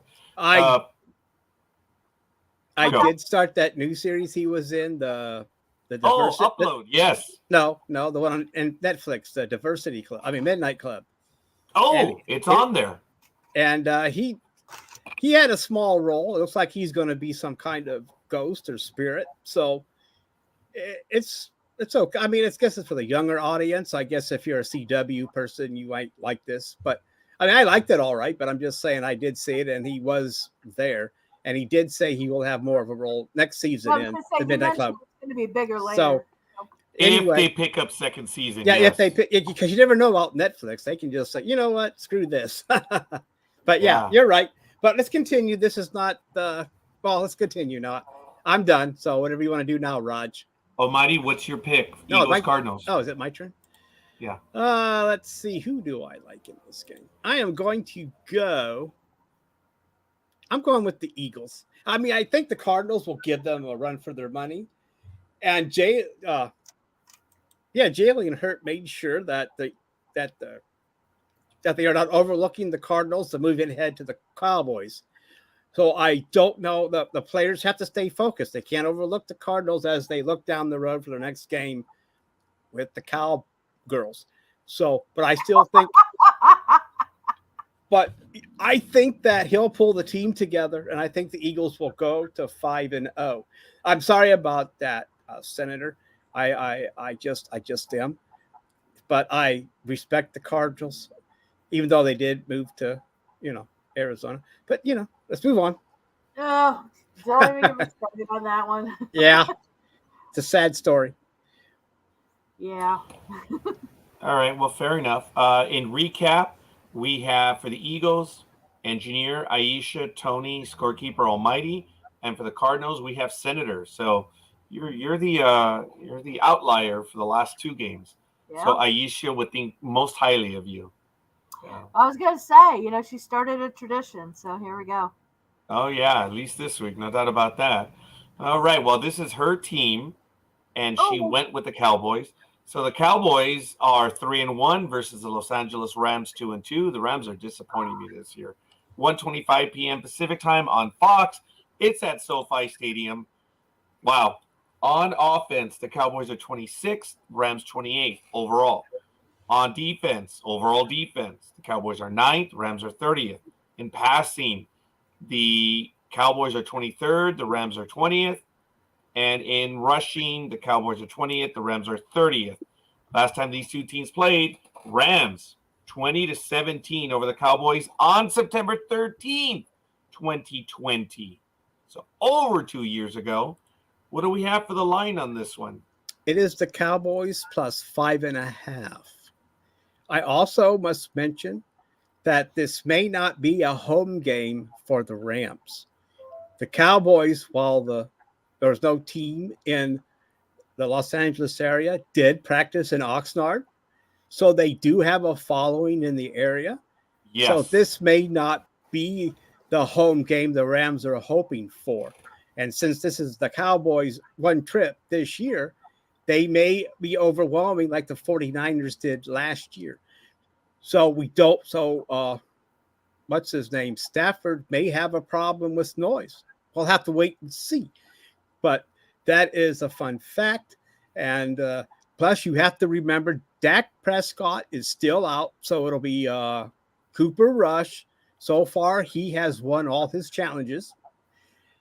And the Rams kind of are struggling. I don't know. Sooner or later, they may have to get Beckham in there if he gets healthy. But a lot of teams are courting him, but he is visiting teams, but they're not official visits. So we don't know if he's going to be anywhere or not. But I think that's the major injury for that game, I believe, is just, Dak. There's nobody, everybody else, everybody else is playing. There's not much for the Rams except for their cornerback who's out, Kobe Durant, and the center Brian Allen is out, and safety Jordan Fuller. But I know they're defensive and some offensive players, but sometimes if they weaken that line in the rotation, that could be problems. And as far as Cowboys, Jake Ferguson, he's questionable with the knee injury, and he did have limited practice. And I guess that's it. And so is wide receiver CeeDee Lamb. He's has a groin and he had limited participation, and he is questionable. And I hope that didn't confuse you too much, me jumping back and forth, but that's what I have right now. Thank you for that. All right. For these picks, we already have Aisha and Scorekeeper going for the Cowboys, and Engineer and Tony are going for the Rams. Senator, who do you want to go for on this one? And thank you for that, Almighty. Well, as a Washingtonian, there is absolutely no way, regardless of the stats, that I will ever vote for the Cowgirls. Wow, you as well. That's funny. Yeah. So all right. Rams it is. Ram it in. Oh my gosh. That could be taken so many ways, and I'm not going to go there. I'm not, hey. After some of your zingers earlier, you have no dog in this race. I know. I just kind of surprised. That's all. I like Almighty. it. Yeah. What's going on? My pick, huh? Yep. I am. Oh, gosh. That's a good one. I'm going to go. You know what? I'm going to go with I'm going with the Rams. Yeah, I may regret this one. This might be where the Rams put it together. But I know Cooper's undefeated, but I know the Rams stink up the place, but they have to bounce back. Yeah, and this could be their bounce back game, man. I mean, because remember, if Cooper does win this game, and remember Dak, I think Dak is scheduled to come back the next game with the Cowboys. With the Eagles. So I don't know. Anyway, I'm going with the Rams. Well, maybe I'll regret it. Depends how many Cowboy fans show up and bother them, and how many fans run on the field and throw smoke and get tackled and all that stuff. Oh yeah, for that last one, that was funny. The guy that had smoke, they're saying, "Man, these gender reveal parties are really getting out of hand." That one was funny. Yeah, because the guy went out with a flare or something. It was. And he is suing the player that tackled him. Oh, okay, good for him. And that probably will get dismissed, I hope, because he's the one that ran out there. But anyway, I think even the back of the tickets tell you, you know what, you're on your own. Yeah, the ignorance of the law is no excuse, folks. It's trespassing, and it may have a quick hearing, but I think it's going to get dismissed. Yeah, it is. In the hearing, it's going to get dismissed. If anything, he'll offer him $10 and it goes away. Ooh, Starbucks card. There it is. There it is. Yeah. Right. Or he'll buy him some more cans of smoke. Yeah. Very good. I think we did the recap. Cowboys, Aisha, Scorekeeper, and Rams, Engineer, Tony, Senator, and Almighty. So we have 2 more games, folks. We're going to get to those right now. And it is 2 more games. I apologize. Cincinnati Bengals 2-2 versus the Baltimore Ravens 2-2. This is the Sunday night game at 5:20 p.m. Pacific time on NBC. It's at M&T Bank Stadium. The Ravens are 14th in total offense, the Bengals 18th. In total defense, the Bengals are 7th, the Ravens are 8th. In passing, the Bengals are 10th, the Ravens are 21st.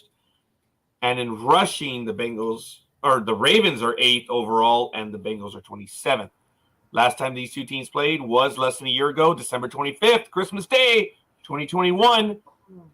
It is the Bengals 41, Ravens 21. Yeah, this is a good game. It's also a hard pick. I agree. What do you have for us? It's the Bengals by 5.5. I believe the Ravens have lost 5 home games in a row. And as far as the injury report goes, it's big for Baltimore. There is, well, really nothing. Well, I guess Justin Hill, the running back, is out. Yeah, he is out. Hamstring. Yep. And the linebacker, Justin Houston's out. And Ben Cleveland, the groin, is out. His foot. And wide receiver, Rashad Bateman, foot, did not practice. He's out.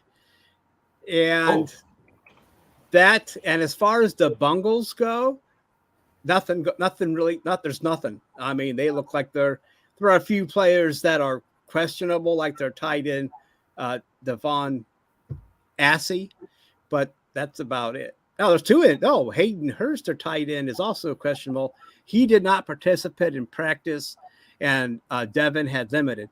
But other than that, and T. Higgins, wide receiver, is questionable with an ankle. He had limited participable practice.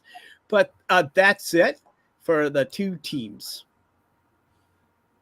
Thank you for that. Senator, what would you like on this one? Because so far we have Engineer, Aisha, and Scorekeeper going for the Bengals. Tony's going for the Ravens. What is it going to be, Senator?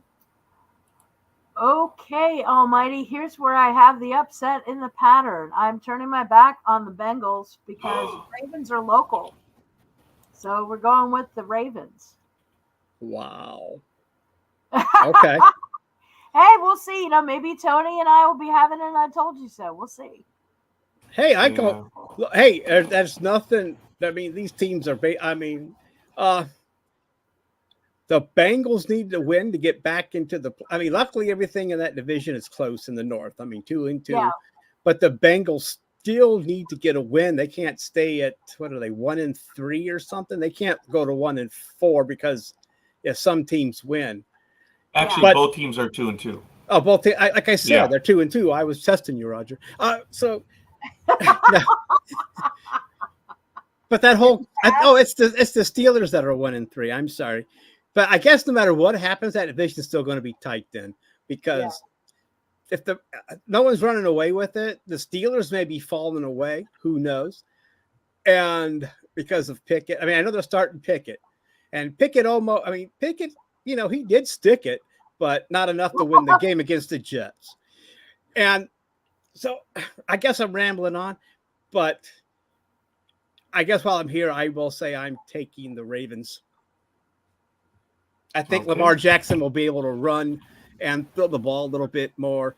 The Bengals don't have a running game, and their offensive line is still struggling. I just think the Ravens, it's going to be close, but I'm going to go with the Ravens to finally break that win streak at home. All right. Thank you for that. We have one more to go, folks. This is sadly the Las Vegas Raiders 1-3, Kansas City Chiefs 3-1. It's at 5:15 p.m. on Monday night. It's on ESPN. It's at Gia Field at Arrowhead Stadium. The numbers are clear. In total offense, the Chiefs are 7th, the Raiders 15th. In total defense, the Chiefs are 12th, the Raiders 17th. In passing, the Chiefs are 9th, the Raiders are 15th.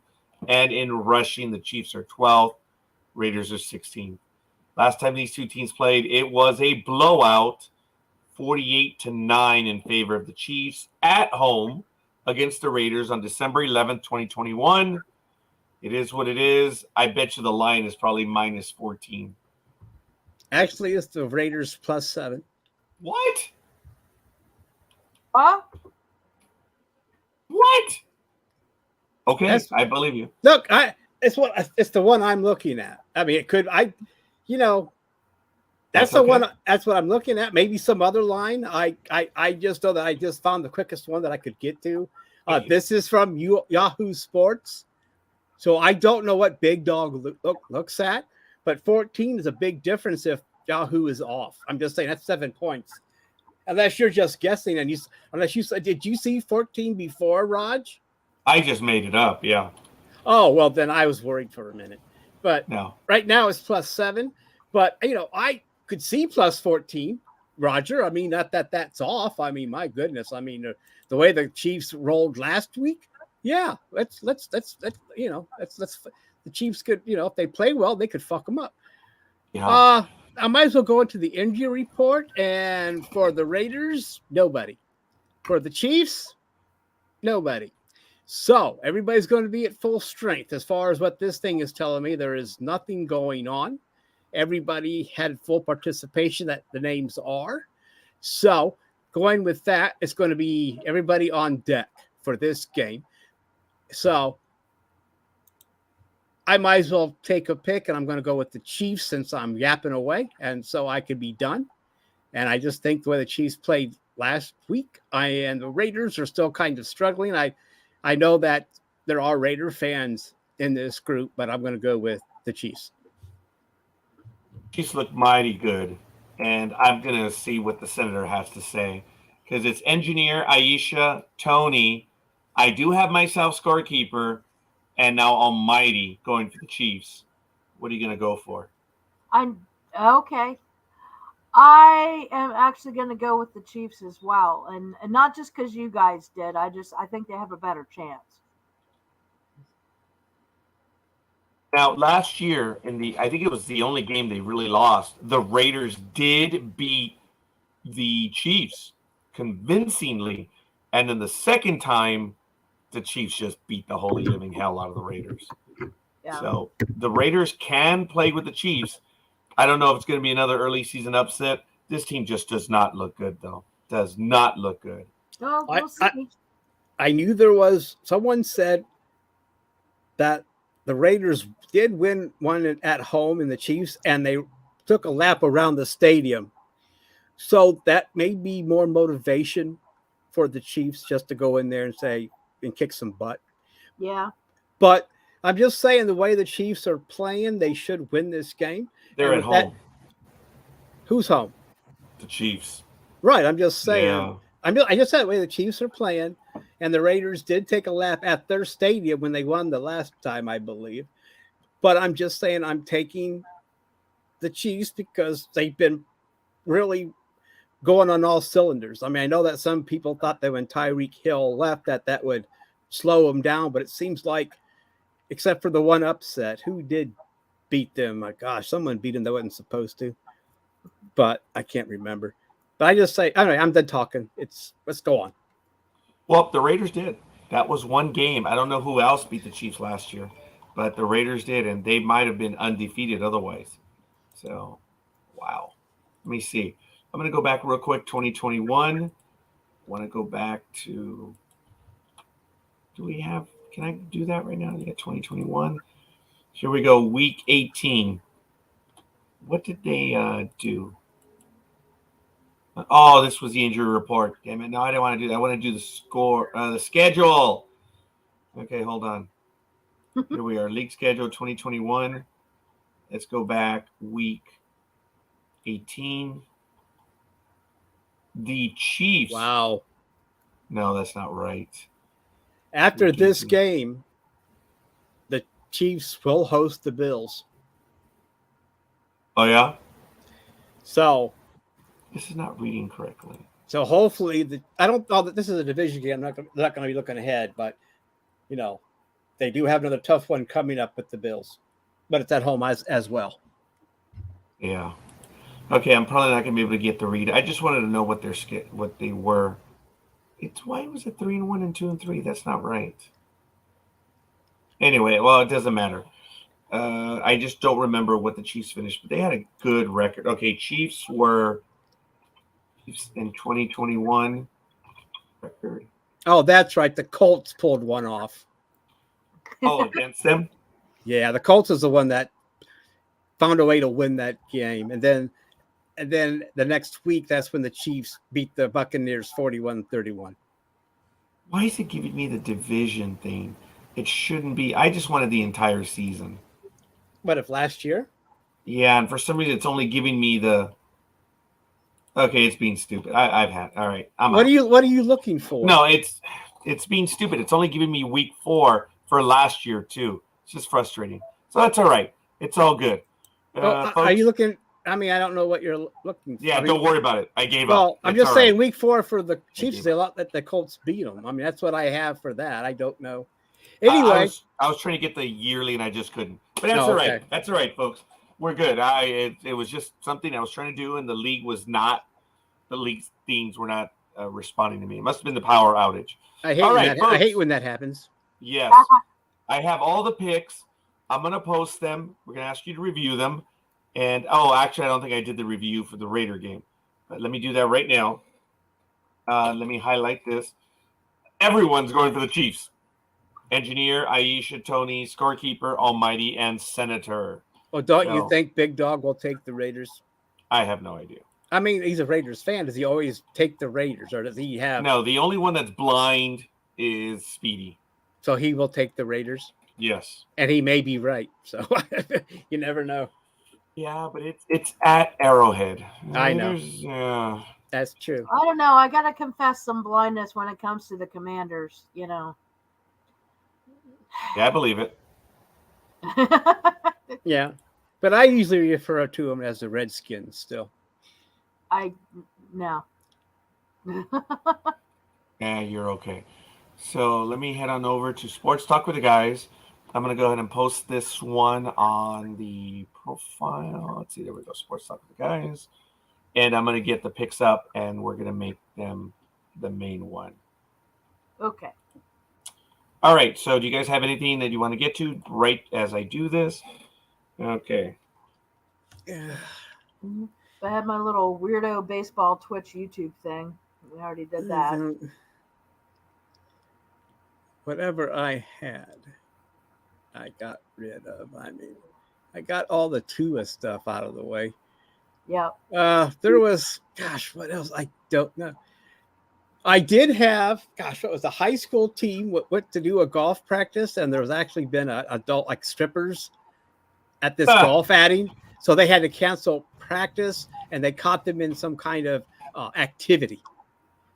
So awesome. But I mean, this is nothing new. I mean, there are golf outings like this where they have strippers come and sometimes they get busted, sometimes they don't. But this is where a high school team practices, and they walked in on this party. And I don't have the article up because I was doing other things like but anyway, it doesn't matter. But that was one story I had. And so that was kind of disgusting that they would walk in on something like that during a school week. And I'm sure there's going to be more about, what I mean.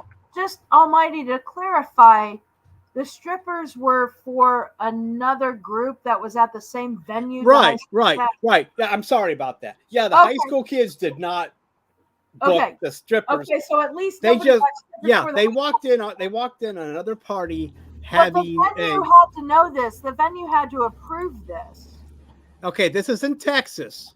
It says Texas high school golf team cancels practice encountering strip clubs tournament on course. So I guess the strippers were having a tournament with somebody. Yeah. And the venue had to know that. Yeah, that's pretty cute. This article starts out with these kids came with iron clubs, not strip clubs. Oh my God, really? Oh. That's too cute. I don't like it. But it says was Okay, the high school golf team in Austin, Texas was forced to cancel practice after students ran to lewd strippers playing in a tournament sponsored by their jiggle joint, according to the school district. Things went off course Monday when Vista Ridge High School golfers spotted dancers from the Yellow Rose Strip Club hitting balls. I don't know what, never mind. That could be, I don't know what kind of balls they were hitting. And in their skivvies at Avery Ranch Golf Club, the Leander Independent School District said, according to Fox 7 Austin. Unfortunately, our golfers did witness some lewd behavior, the district said. The coach immediately canceled practice and had all the players contact their parents to come pick them up. The Adult Entertainment Club, which bills itself as a gentleman's club with tantalizing table dances, had been holding its boozy annual tournament and awards ceremony.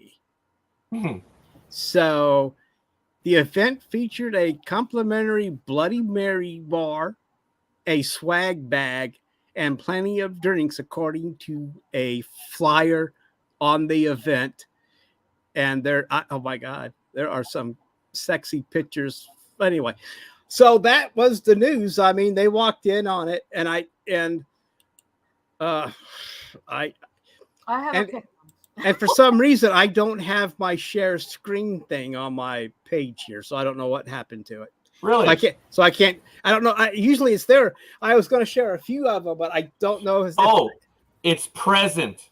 Check the button down there. It changed. It's present. God. Yeah. These guys are pissing me off. Yes, it's present. Click on it, then you see share screen. All right, here we go. Go. So, God, Casey, talk about get off my lawn, huh? So that's the way he's acting. I don't know. Get off on my lawn. I don't know if, but here's the headline. I don't think Biden doesn't have anything to do with this, but he's there. Yeah, no, that's just a live news. That's him. He's just, okay. He looks like he's not imperfect. But here's the first picture. I'll get rid of this ad here. So I don't know if that's on the flyer. Here's some more of the people. Wow. So, and there's some kind of innuendo going on. Oh boy. Okay. So that gives that gives you an idea. And it says the school's head golf coach Keith Allen said folks from the club were acting very inappropriately, as we can see. Yes. And that the school had not been informed it would be sharing the course with them. He also canceled practice the following day due to the unfortunate timing. I guess that word was, I don't know why it's hyphenated, but it is. Unfortunate. It's more like golf. Huh? It's making a pun about unfortunate with. Okay, I got you. Thank you for. Otherwise, you missed the pun. I know I did. I'm sorry. Thank you for bringing that to my attention, Senator. I'm glad you're here. Reps from the strip club and the golf course didn't immediately return requests for comment. So imagine that. So I mean, I know that's not. I don't care if it's in our wheelhouse or not, because that's in our wheelhouse. I mean, that is very inappropriate. I don't know why nobody was told. There are jokes I could make about this, but I'm not. So, yeah. Well, okay. Let's just say they canceled practice and the golf team went and had a circle jerk. That's all I was going to say. Those are minor children. I know.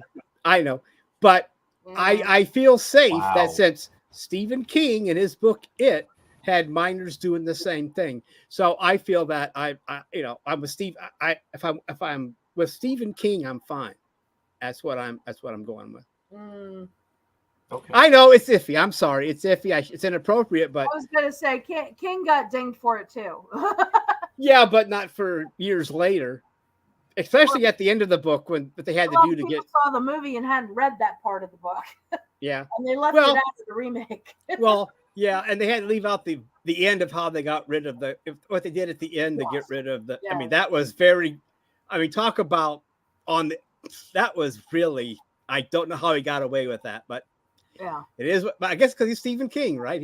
They said, well, but because when I read that back when it first came out, I'm like, what the fuck?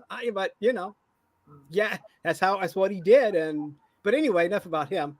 But anyway, I don't know why they weren't told. I don't know what's going to happen after this. I don't know what can be done. I don't know if anything else will happen. But I'm just saying, there needs to be information because the golf club has to know they were coming. Yeah. Because it sounds like that was where they practiced. So they should. So if anything, the club should say, well, you know what? They're going to be here, but we're going to have underage kids coming. Oh, my arm disappeared. I lost my arm. Holy shit. Oh, here it is. But the cat. Yeah, the cat ate my arm. Stupid thing. But anyway, I'm just saying there should have been some communication. The golf course should have known that they were coming. And these strippers, I guess if no one showed up, that would have been their business, but they're on a public course, right? They are on a public course.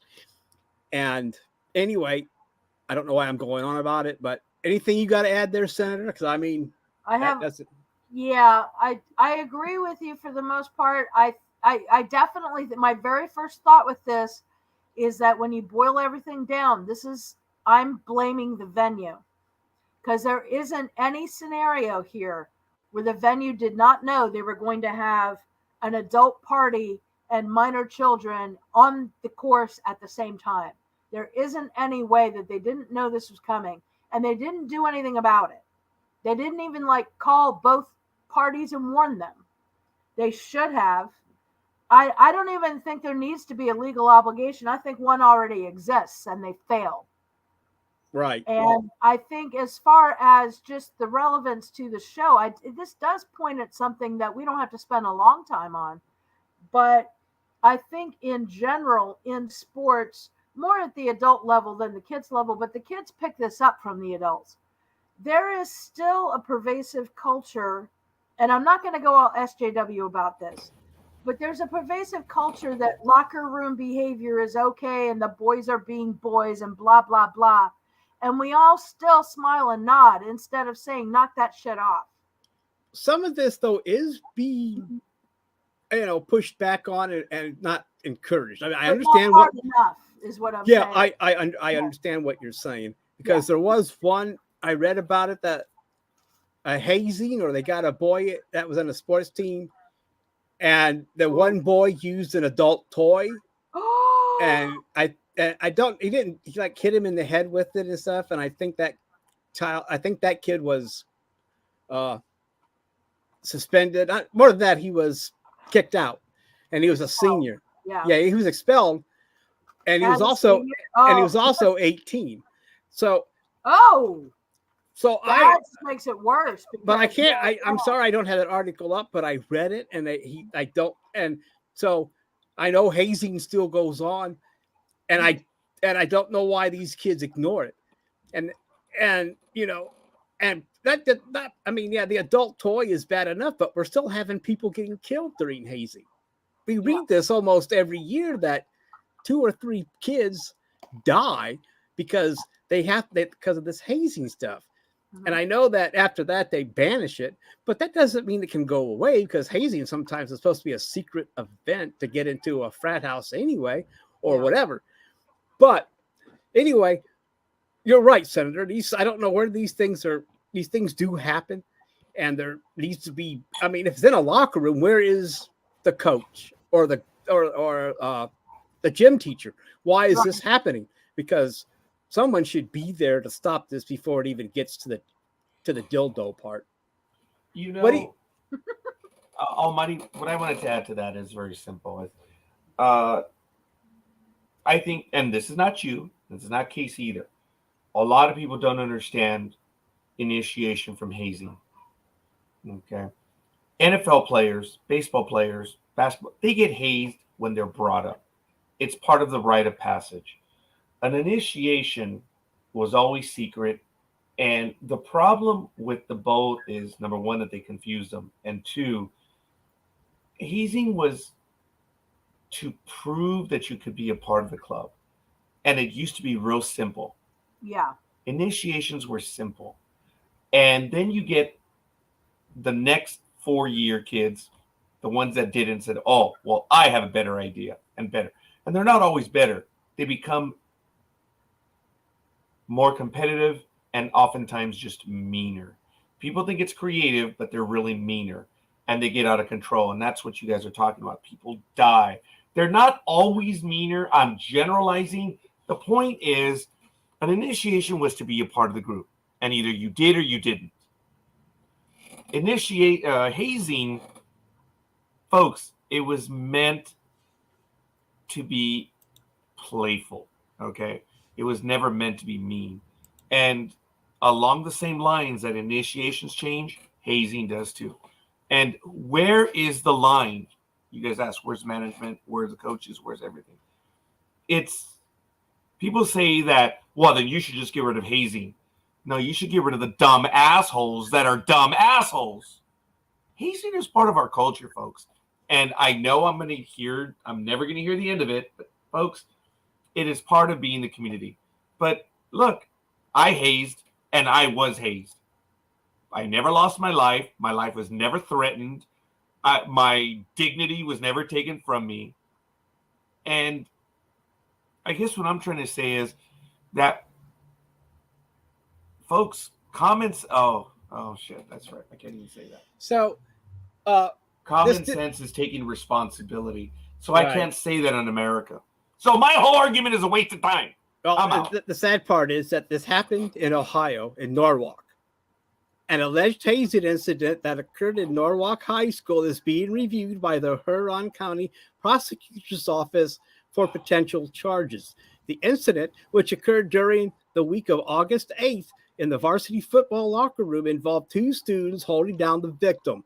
Another player that allegedly rubbed a sex toy on the victim's mouth. That's not hazing, man.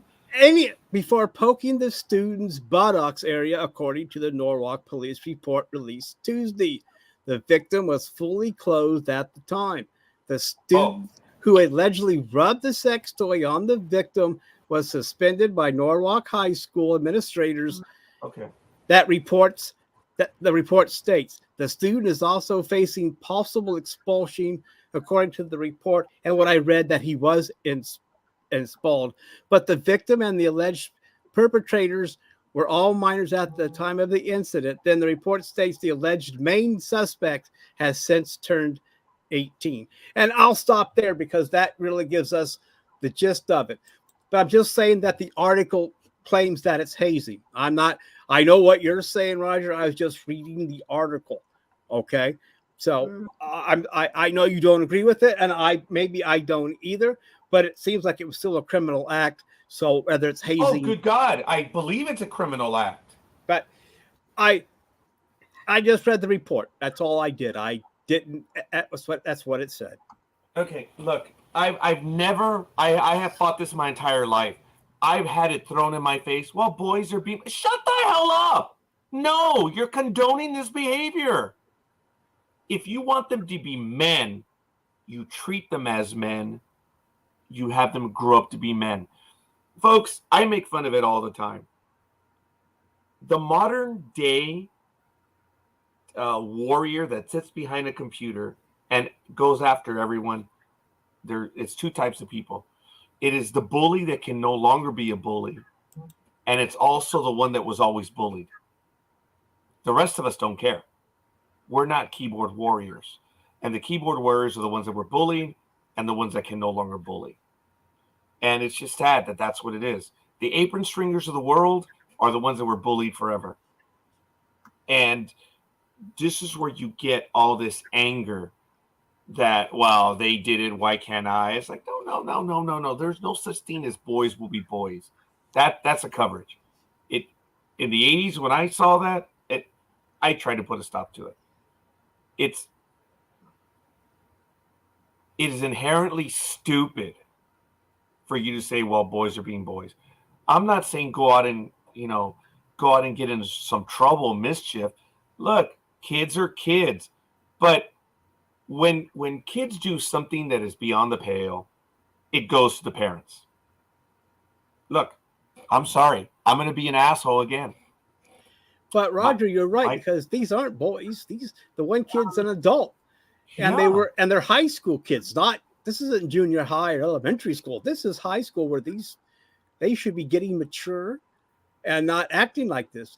And now they're going to be punished. The one kid, I think that was turned 18, was a senior, and now he's going to be expelled, so he probably will not graduate. And I'm not saying we should be sad about this. It just means he's going to have to go off and get his GED. I think it's just, this is not boys being boys, because this is almost young men. And also the guy's 18, and he should know better than let's use this dildo on this kid. No, that's stupid. And it's going to traumatize him too, because he has these sexual things done to him, rubbing his mouth and his butt, even though he's clothed, but his mouth isn't clothed. I don't know if it just rubbed it or what, but still, that is enough to traumatize anyone. When someone it's also sexual assault too, right? Wouldn't that be sexual assault? Absolutely is. I was looking at you on that one. Minor. And I'm going to jump in here. I'm going to do this as gently as possible, but Roger, what you said earlier is not correct. It is factually not correct. On what? The use of the term hazing is never innocent or, part of the system. Hazing is a legal term. And by definition, in several states, I've pasted you the definition from Virginia. In Virginia law, hazing involves harm to the person it's done to. That's part of its definition in a courtroom. Hazing is a word that should never be used when you're just initiating somebody. The word initiation can be innocent, and that's the only word that should be used in those activities unless harm is being done. And that confusion is part of why we have this problem so much now, because what happened is all these kids were raised by parents who went through the 70s, 80s, and 90s in movies where these practices were shown on film. So now they think they know what they are, and they repeat them. And they raise their kids with those jokes. And one way that we can start now is stop using the word hazing for anything innocent, because it never is. But the kids are also watching things on their own. Well, no, I know that. I know what you're saying. I know what you say about the parents watching these movies. Right. Mostly what I'm establishing is the parents of these kids grew up in the era where these secret things were outed incorrectly, and now they've become part of pop culture badly. And that's part of where this started to go sour. But I know what you're saying, and luckily there's there's more reporting of this stuff being done. It's not like secret, and plus now, unlike, there are lots of harm is being done to these people, even death. So it's not like it's innocent anymore. Because even back then there was probably some injuries and deaths, but they just weren't reported. But now, and I understand what you're saying, but they also see things on TikTok and YouTube and blah blah blah, and with the internet, that also adds to what they're going to do. I mean, it's parents, and plus the pop culture that they watch on the computer. They're being bombarded by it. They play games that are rated MA, even though they're for mature audiences. Their parents still will buy them for them, or they'll find a way. I'm not saying you're wrong. I'm not yelling at you. I'm just saying there's a lot of factors going into this. What? And let me just answer it in this way. First of all, I appreciate your opinion, first and foremost. And I think I've said that numerous times. Mm-hmm. And this is the way I want to answer this without even making it another way. Okay. Mm-hmm. First of all, I appreciate that you put the legal definition on there. I, for one, have gone on forever talking about people not knowing stuff or whatever. So I'm willing to acquiesce to that. I will say that I said the hazing that I endured or have even done myself never put anyone's lives in danger. So I do want to make that clear. You may have missed that part, maybe not, but no, I get it. Okay, well, all right, fair. Then there's no real argument, because that's all I wanted to say. what As I'm far as saying the is legal that I'm not definition, sure it was correct to call it hazing. I would have called that an initiation. and thank you. And that's what that's what I was going to say right now. And the thing is, so how I use it or not is what I'm willing to clearly say. Yeah, I may have gotten it wrong. The vast majority, the vernacular is, and I said players are hazed today. And how are they hazed? They have to pick up the luggage. You know, remember, they've got to dress and do stuff. They refer to that as hazing. So, and that's the only thing I was going to say. Again, I am not even arguing. I appreciate your thing. I just wanted to emphasize a little more that the way it's used, especially in the sports world, hazing is an ongoing thing. But I thank you for clarifying it legally. I recommend that you post that in the chat room. And yeah, there it is. So, well, that's the Ohio definition. So that's what he's facing. And for people that can't read it, what it says, hazing means doing any act of coercing another, including the victim, do any act of initiation into any student or other organization, or any act to continue to reinstate membership in or affiliation with any student or other organization that causes or creates a substantial risk of causing mental or physical harm to any person, including coercing another to consume alcohol or a drug abuse as defined by section whatever for the revised code. Yes. So our definition in Ohio, it still has initiation in the definition. Yeah, which is nearly identical to the one that I pasted for Virginia. It seems like the state code. I didn't see that. I'm sorry, there, Senator. Oh, it's okay. I'm just pointing out.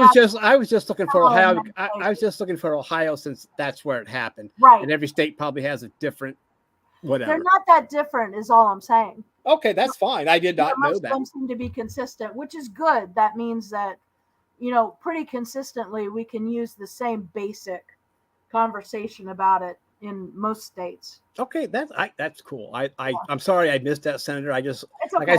like I said, I just want to see what they would be facing here in this state. Yeah. This is wonderful. It is. I consider myself precise, and I am willing to clearly say, as far as the legal definition, I've used it incorrectly. So. Well, and maybe we'll help contribute to more initiation and less hazing by helping people to know that distinction. Well, interestingly enough, the code in Ohio makes it very clear that hazing, that initiation is illegal under the hazing code. Well, yes, that's what he just read. Yeah, our term does. Yeah, so knowing the Ohio definition is important because they do have Virginia does not say that. Well, ours is just making sure that everything. I think you just want to hear everything that includes things that are harmful, like drugs, and things that will harm the student are covered.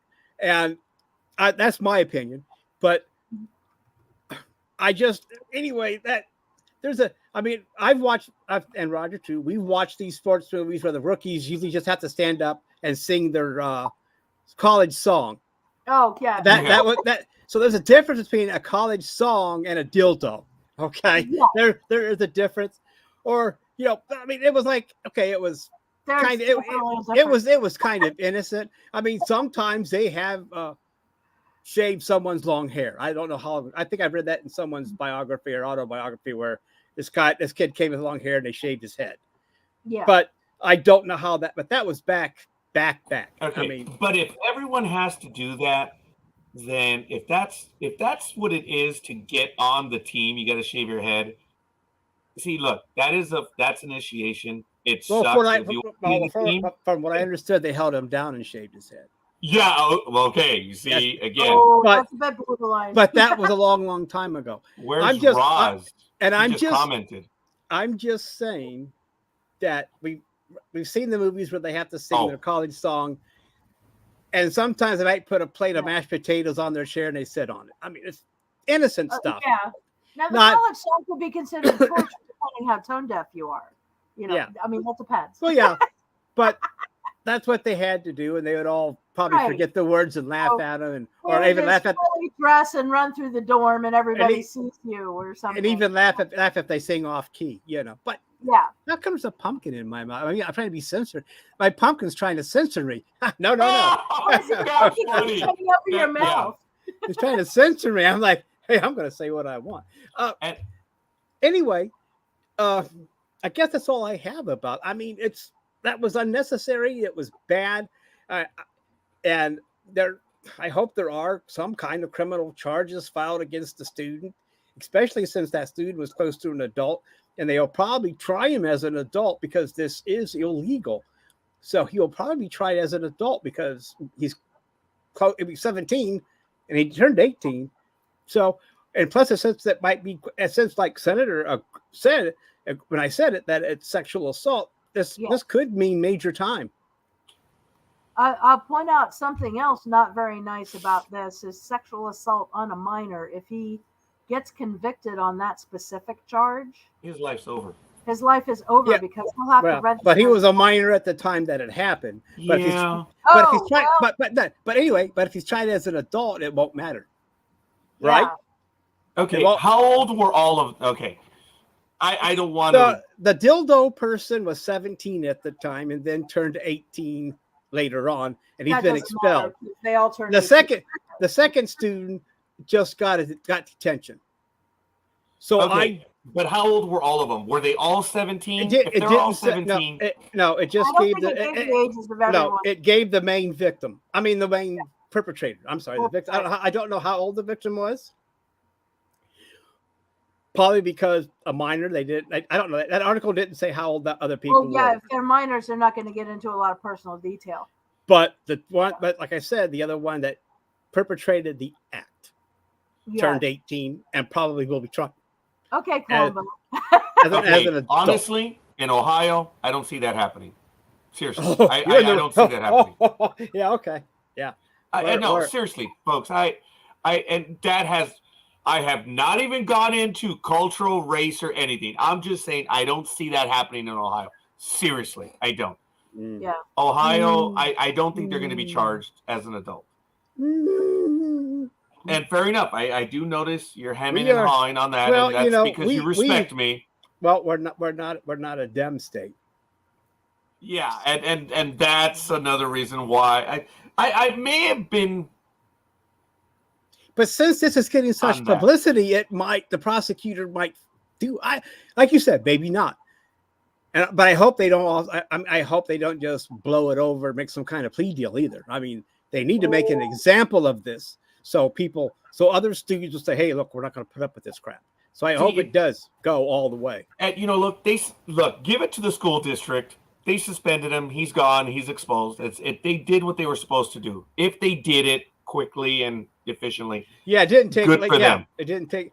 Look, this kid's going to have a hard time, Artie, because that's never going to go away. He's not in the yearbook. He wasn't there for graduation. These things suck. Okay, so. This is bad. If they were all minors, look, it's never very good because the person that has the act perpetrated against them, it's not going to go away when they turn 18. Yeah. And it's going to be with them forever. And the people in the school know who the victim is. I mean, it's not like, people do know this. I mean, it's like, oh, you hear what happened to blah, blah, blah, so who knows? Look. Luckily, as far as I know, it didn't make it on any kind of social media platform. Oh, yeah. Because then we would be talking all kinds of crap. But luckily, no one, as far as I know, no one posted. It wasn't posted anywhere. So, are you sure? I haven't. Well, okay. Let's say that I'm not sure, but the article didn't say that it was posted to somewhere and it went viral. Okay, but if maybe there was a video, but it might have been sent privately to just the students too, because we've seen that happen. If it's a TikTok or something. But I don't know. It didn't say, and so I can't confirm nor deny. If a video does show up about this, now you have underage people on video in a locker room. Oh, yeah. I'm not even gonna get into that, folks. Yeah, I do believe the 17-year-old should be charged, but he should be charged as a minor. Yeah, we'll see. Maybe we don't know his past record either. Maybe if that's his first time, well then okay, let's teach this kid a little lesson. But we can't. And if it's his first time, we don't need to ruin his life. He made a mistake. He needs to pay some kind of a price. Yes. But if it happens again, well then okay, then we say okay, we're done. And book him, Dano. Yeah, book him, Dano. You're right, Senator. I agree with that. Senator, you should put that bumper sticker on your car there. Yeah, book him, Dano. Folks, this is absolutely awesome. This is why I appreciate Sports Talk with the Guys. We don't cover every story, but we cover the ones that matter, and we talk them through. And we will get heated, and it's just going to happen. But the beauty of it is, I'm not going to call this a safe zone, because that might be another word that we don't want to talk about. But the point is that we will get impatient and angry with each other because of what we believe, but we talk it through, and then we end up coming back next week.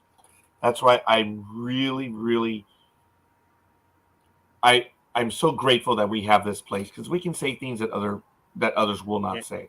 I hope it doesn't offend too many people that we just did 2 stories involving minors, but that's the only thing they were just on top of my head, and I had other ones, but I replaced them all when I was doing all the injury reports, and I have 2 up here, and we've already discussed that.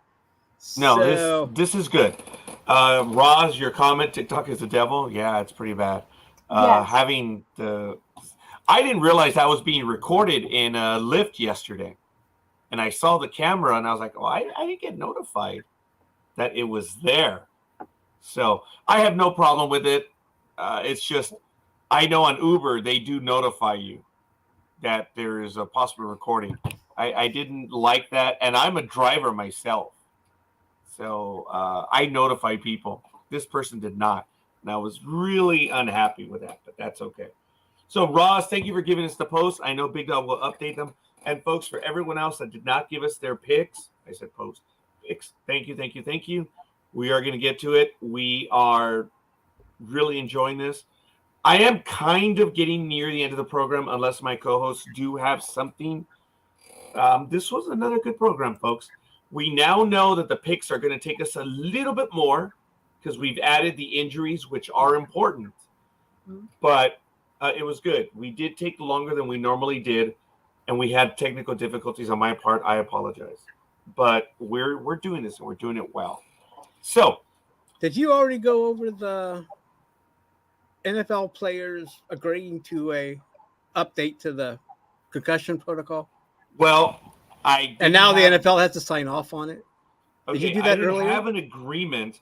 What I wanted to report was earlier, and this was in today's news, the NFL Players Association has urged the league Friday to implement changes to its concussion protocol in time to protect players in this weekend's games. The Players Union wants to strengthen protocol to avoid a repeat of what happened to Miami Dolphins quarterback Tua Tagovailoa in week 3. This is incorrect the way it's. Wow, LA Times. Week 3 against Buffalo. Tagovailoa was unstable when he walked on the field, following a hit, and was evaluated for a concussion, but he quickly returned to the game, and the Dolphins said a back injury has caused his wobbly gait. Tagovailoa subsequently suffered a concussion 4 days later at Cincinnati and is out indefinitely.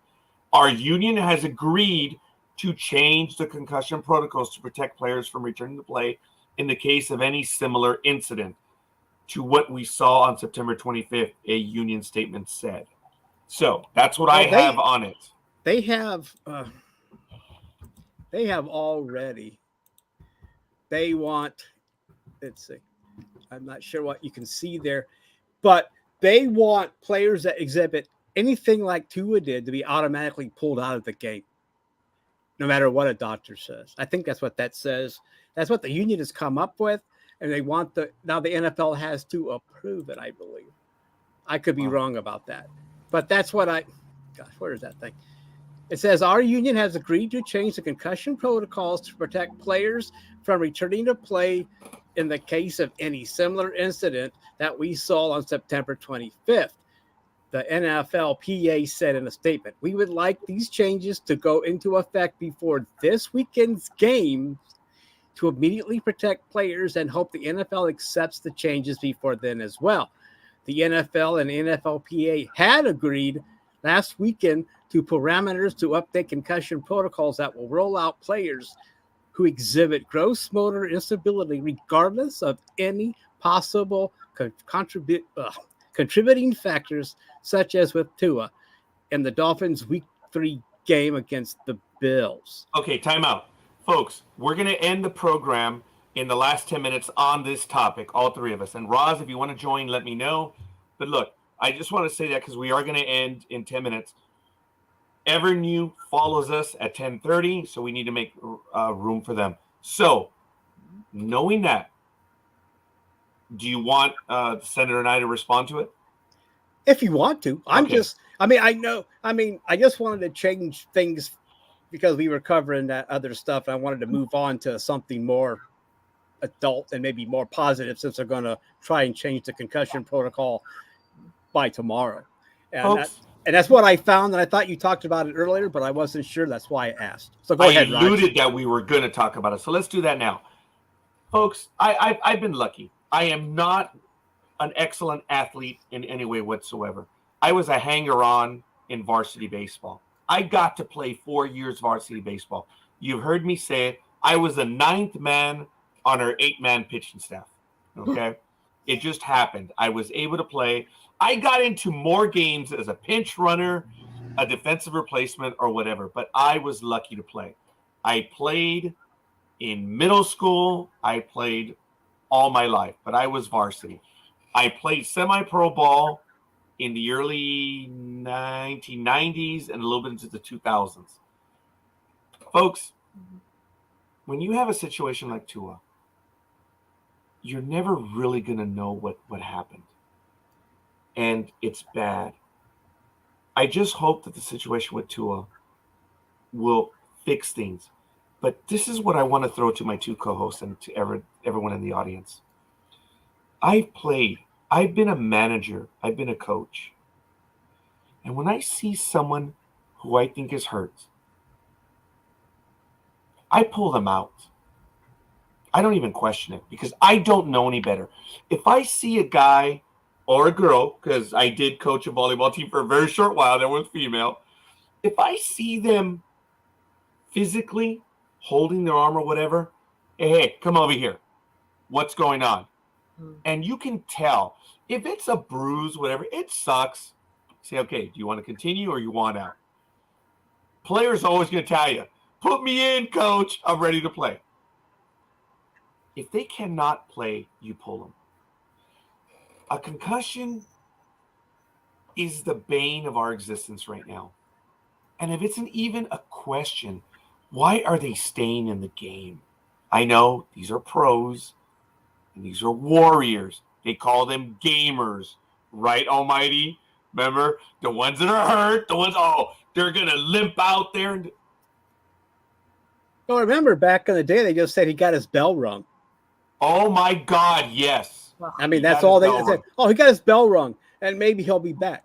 Okay, so, but they did to pull them out, though, when they got their bells rung. Yeah, they did, but they usually sat out a play or two and came back in. I mean, it wasn't like, because there was no concussion protocol back in the day. They just got, he got his bell rung, and then the next thing you know, he's done the next play or after half or whatever. But yeah, they were not examined or taken out. They just said, you'll be okay. That was back in the day when, like you said, gamers. Yeah. Now, if you have a blank look in your pupil and the coach lets you go back in, what the hell, man? I'm making a joke of this because I've been on the field. You, as teammates, know, dude, he's got to get out of the game. You don't want to see the opposing guy get hurt. You don't want to see your guy get hurt. And I'm being sexist because I played in male stuff. Forgive me. I'm not being sexist to be stupid. I just, whenever I say the guy, I'm remembering when I was. The same thing applies to women. Players know when their teammates are hurt. Coaches should know. Because when someone is hurt, they don't act the same. Senator, would you be willing to agree with that? And then enlighten us with some of your comments. You know when players are hurt. You do. I think it depends. I don't think there's one answer for all of them. Fair enough. Go on. But I do share your think opinions. I do think the default, the predominant assumption is that people have a tell with these things. And some people are open about it. I don't think in general sports culture has learned to be kind about it yet. So I think a lot of people are afraid for people to realize they're covering up an injury. We're better than we were a generation ago even about it. But we need to do some work still. I think the players will know because they interact with that person as a team, as a giant unit together. And when one of the appendages of that unit is acting differently, they can smell it. They know it's coming. I think the coach should know, but I think they don't always. I don't know how to fix that. That's not something I know enough about where I could even have an opinion how to fix it. But I do agree it needs to be better than it is. But that was a beautiful opinion. And Almighty, one thing I want to add to you is something that you've heard me say. When Mark McGuire was hurt regularly before he started taking steroids, remember what he said? Oh, well, I started taking steroids because, my calves, he has chicken calves. He was, quote unquote, and I'm paraphrasing. So if I'm paraphrasing, would I say quote unquote? Anyway, yeah. I'm paraphrasing. Yeah. Think about that. Which one is it? Is it quote or is it paraphrase? Yeah, which one is it? So I caught it. I'm paraphrasing. He said, I got tired of everyone always saying, oh, you're hurt again.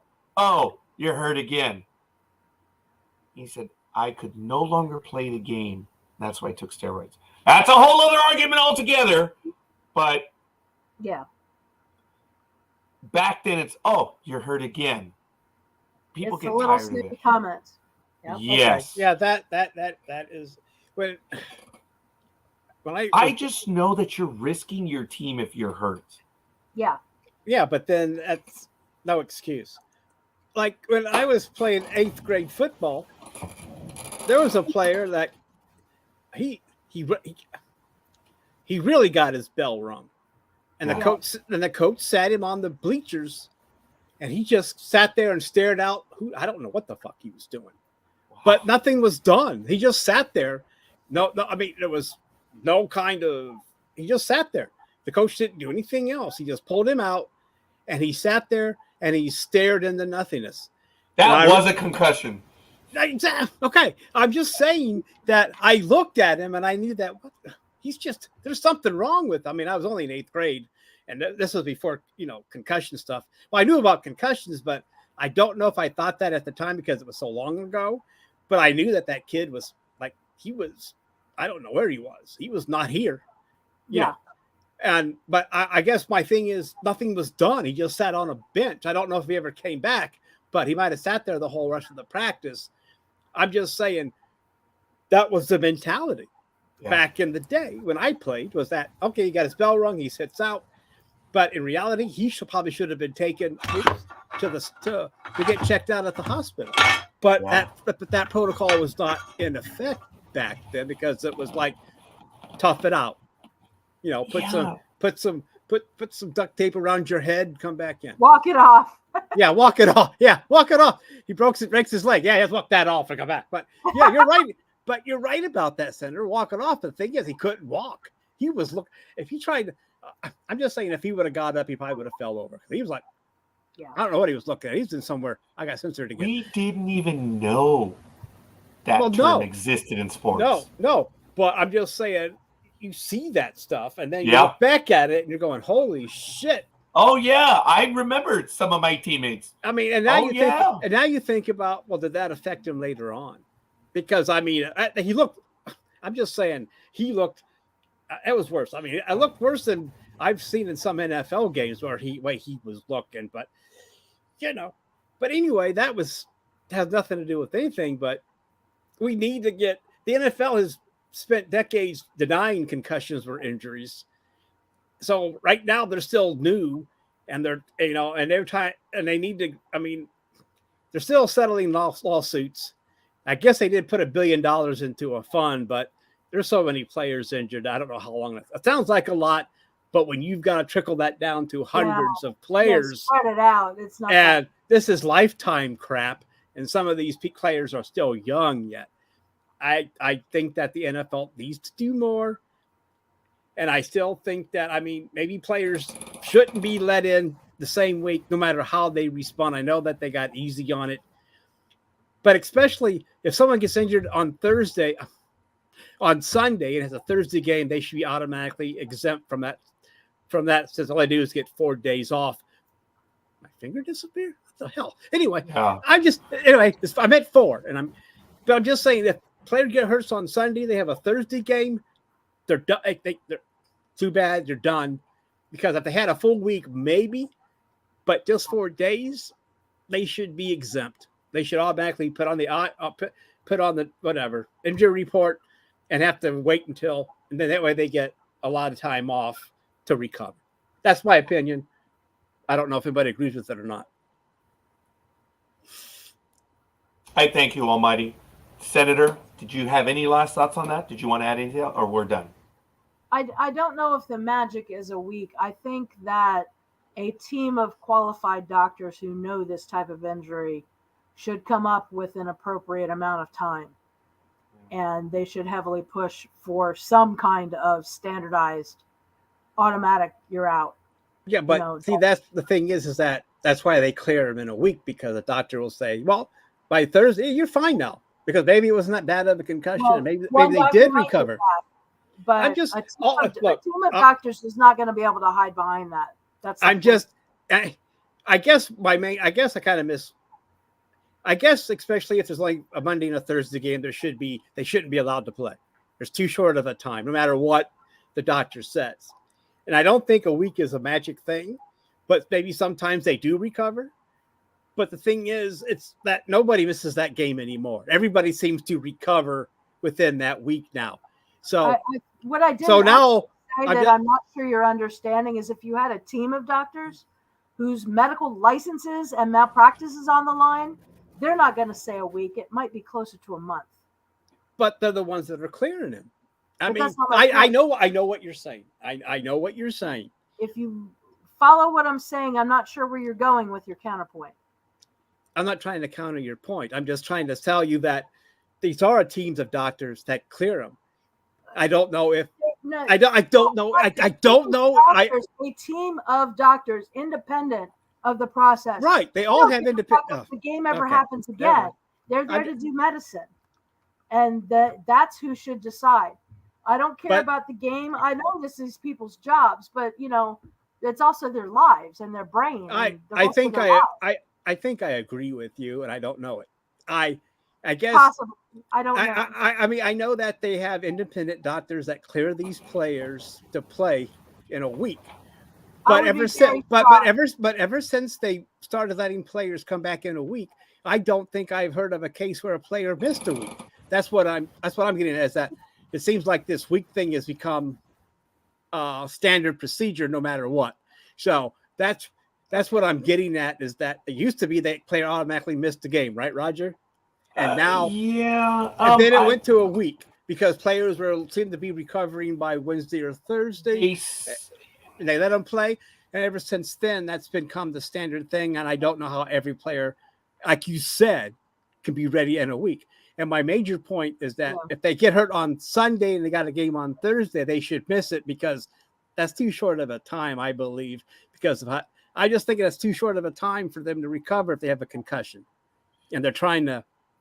That's my opinion. I mean, maybe I think we're agreeing, Senator, but in a different way. I think the way we're wording it is getting us confused, and I agree with you. I kind of think the biggest thing of all is I think we need to get away from these one size fits all answers. Okay, that's what I was getting at with him. Part of medicine that functions like that. Right. So, a week might be fine for one player, and then another player needs 6 months because he's bleeding in the brain. Right. That's what I'm saying, that ever since the week became standard, I don't think anybody has missed that game again. And let me paraphrase, or let me Almighty, let me add to that. Mm-hmm. the perception that we have who watch the games, I am willing to agree with you and acquiesce, Almighty, at the same time, in that my perception is players generally come back in a week. Yes, I think we need to make that clear. The perception is, and this is again opinion, but I hear you, because I think one of the last players that got his bell rung was the former quarterback of the Dallas Cowboys, and he was out, I think, more than a week, and that was one of the last ones that I remember that went more than a week. So I hear you, Almighty. I would agree that my perception is that too, that they were generally coming back within a week. Look, let the science do what science needs to do. Right. If the NFL is willing, that's what the senator was saying. Yeah. And I agree with that. It was just that I think I was getting lost in her wording and my wording, but I think we're both I believe we're both on the same page. Oh yeah, we are. I'm sitting here trying to listen to both of you guys, and I'm like, well, but we're all getting used to each other. So, seriously, there were times that Almighty thought I was full. He probably still thinks that I'm full of shit. But we've learned, and we're like, okay, you know what? Yeah, all right. I understand what Scorekeeper is saying. But I'm full of shit. I'm full of shit too. So we kind of, and that's why I wasn't afraid to say it to Almighty. We complement each other. I think so. And same thing, Casey. I think it's sometimes that we just, it's the cadence. And that's why I'm saying, you know what? I agree with you on the perception. It's not the standard. It's the perception that we have. So this is a good conversation, folks. I apologize. I don't want to take away from the next program. Go ahead, Almighty. Plus, I think that the senator and I are both Irish. Aye, lads, that they be. That may be we're like, wait a minute. But this is a good thing. No, I'm not saying it's bad. I'm just saying we agree, and we are vehement about many things. Oh hell yeah! yeah, I agree on both sides. Oh hell yeah! Notice I jumped in on that one. But this is good, folks. It's great, and that's what makes this different from everyone else. But I mean, we are, yeah. But in a friendly way. Yeah, we are. But the thing is, it stays here, and we move on. Now, it's funny when I say, regarding last week's Scorekeeper, I'm like, oh, shit, here we go. No, I don't like those. Those are funny. But, folks, this is, once again, thank you. We thank you for staying on with us. It is the Extravaganza on Saturday morning. Follow our website, ndbmedia.net. We have a few guests scheduled coming up. And don't forget to catch us on Sunday night. It's starting at 5:30 p.m. Pacific time. The name of that program? The Walking Dead online viewing party. And then immediately following her at 7:30 on this network right here, Tattoo, Trekking Across the Universe, House of the Dragon. Really good stuff. And on the holiday, I don't think we have anything scheduled, but we already have guests following on the 17th and further on into week. So we ask you to join us. Thank you for spending time with us. Folks, enjoy the rest of your holiday weekend. It is a holiday that is legally known as Columbus Day on Monday, and in many other states, it has changed names. Yes. It's immaterial. It's a holiday weekend, and everyone enjoy your weekend. Be cognizant of what we should be celebrating, and we'll leave it with you. That's not a lecture, or you didn't hear this. Almighty did. When I go off at times, I refer to it as a lecturous tirade. Oh, you didn't like that one, Senator? Okay. I'm trying to make sure you pronounce the T, otherwise it changes everything. A lecturous tirade. Yeah, it is. The T and you'll get my joke. We'll do it later. Yeah, fair enough. All right, guys. On behalf of Big Dawg, on behalf of Speedy, on behalf of Dreem, Almighty, Senator, I'm the Scorekeeper. We thank you for spending time with us, and we will see you guys on the other side. Peace. See ya next week.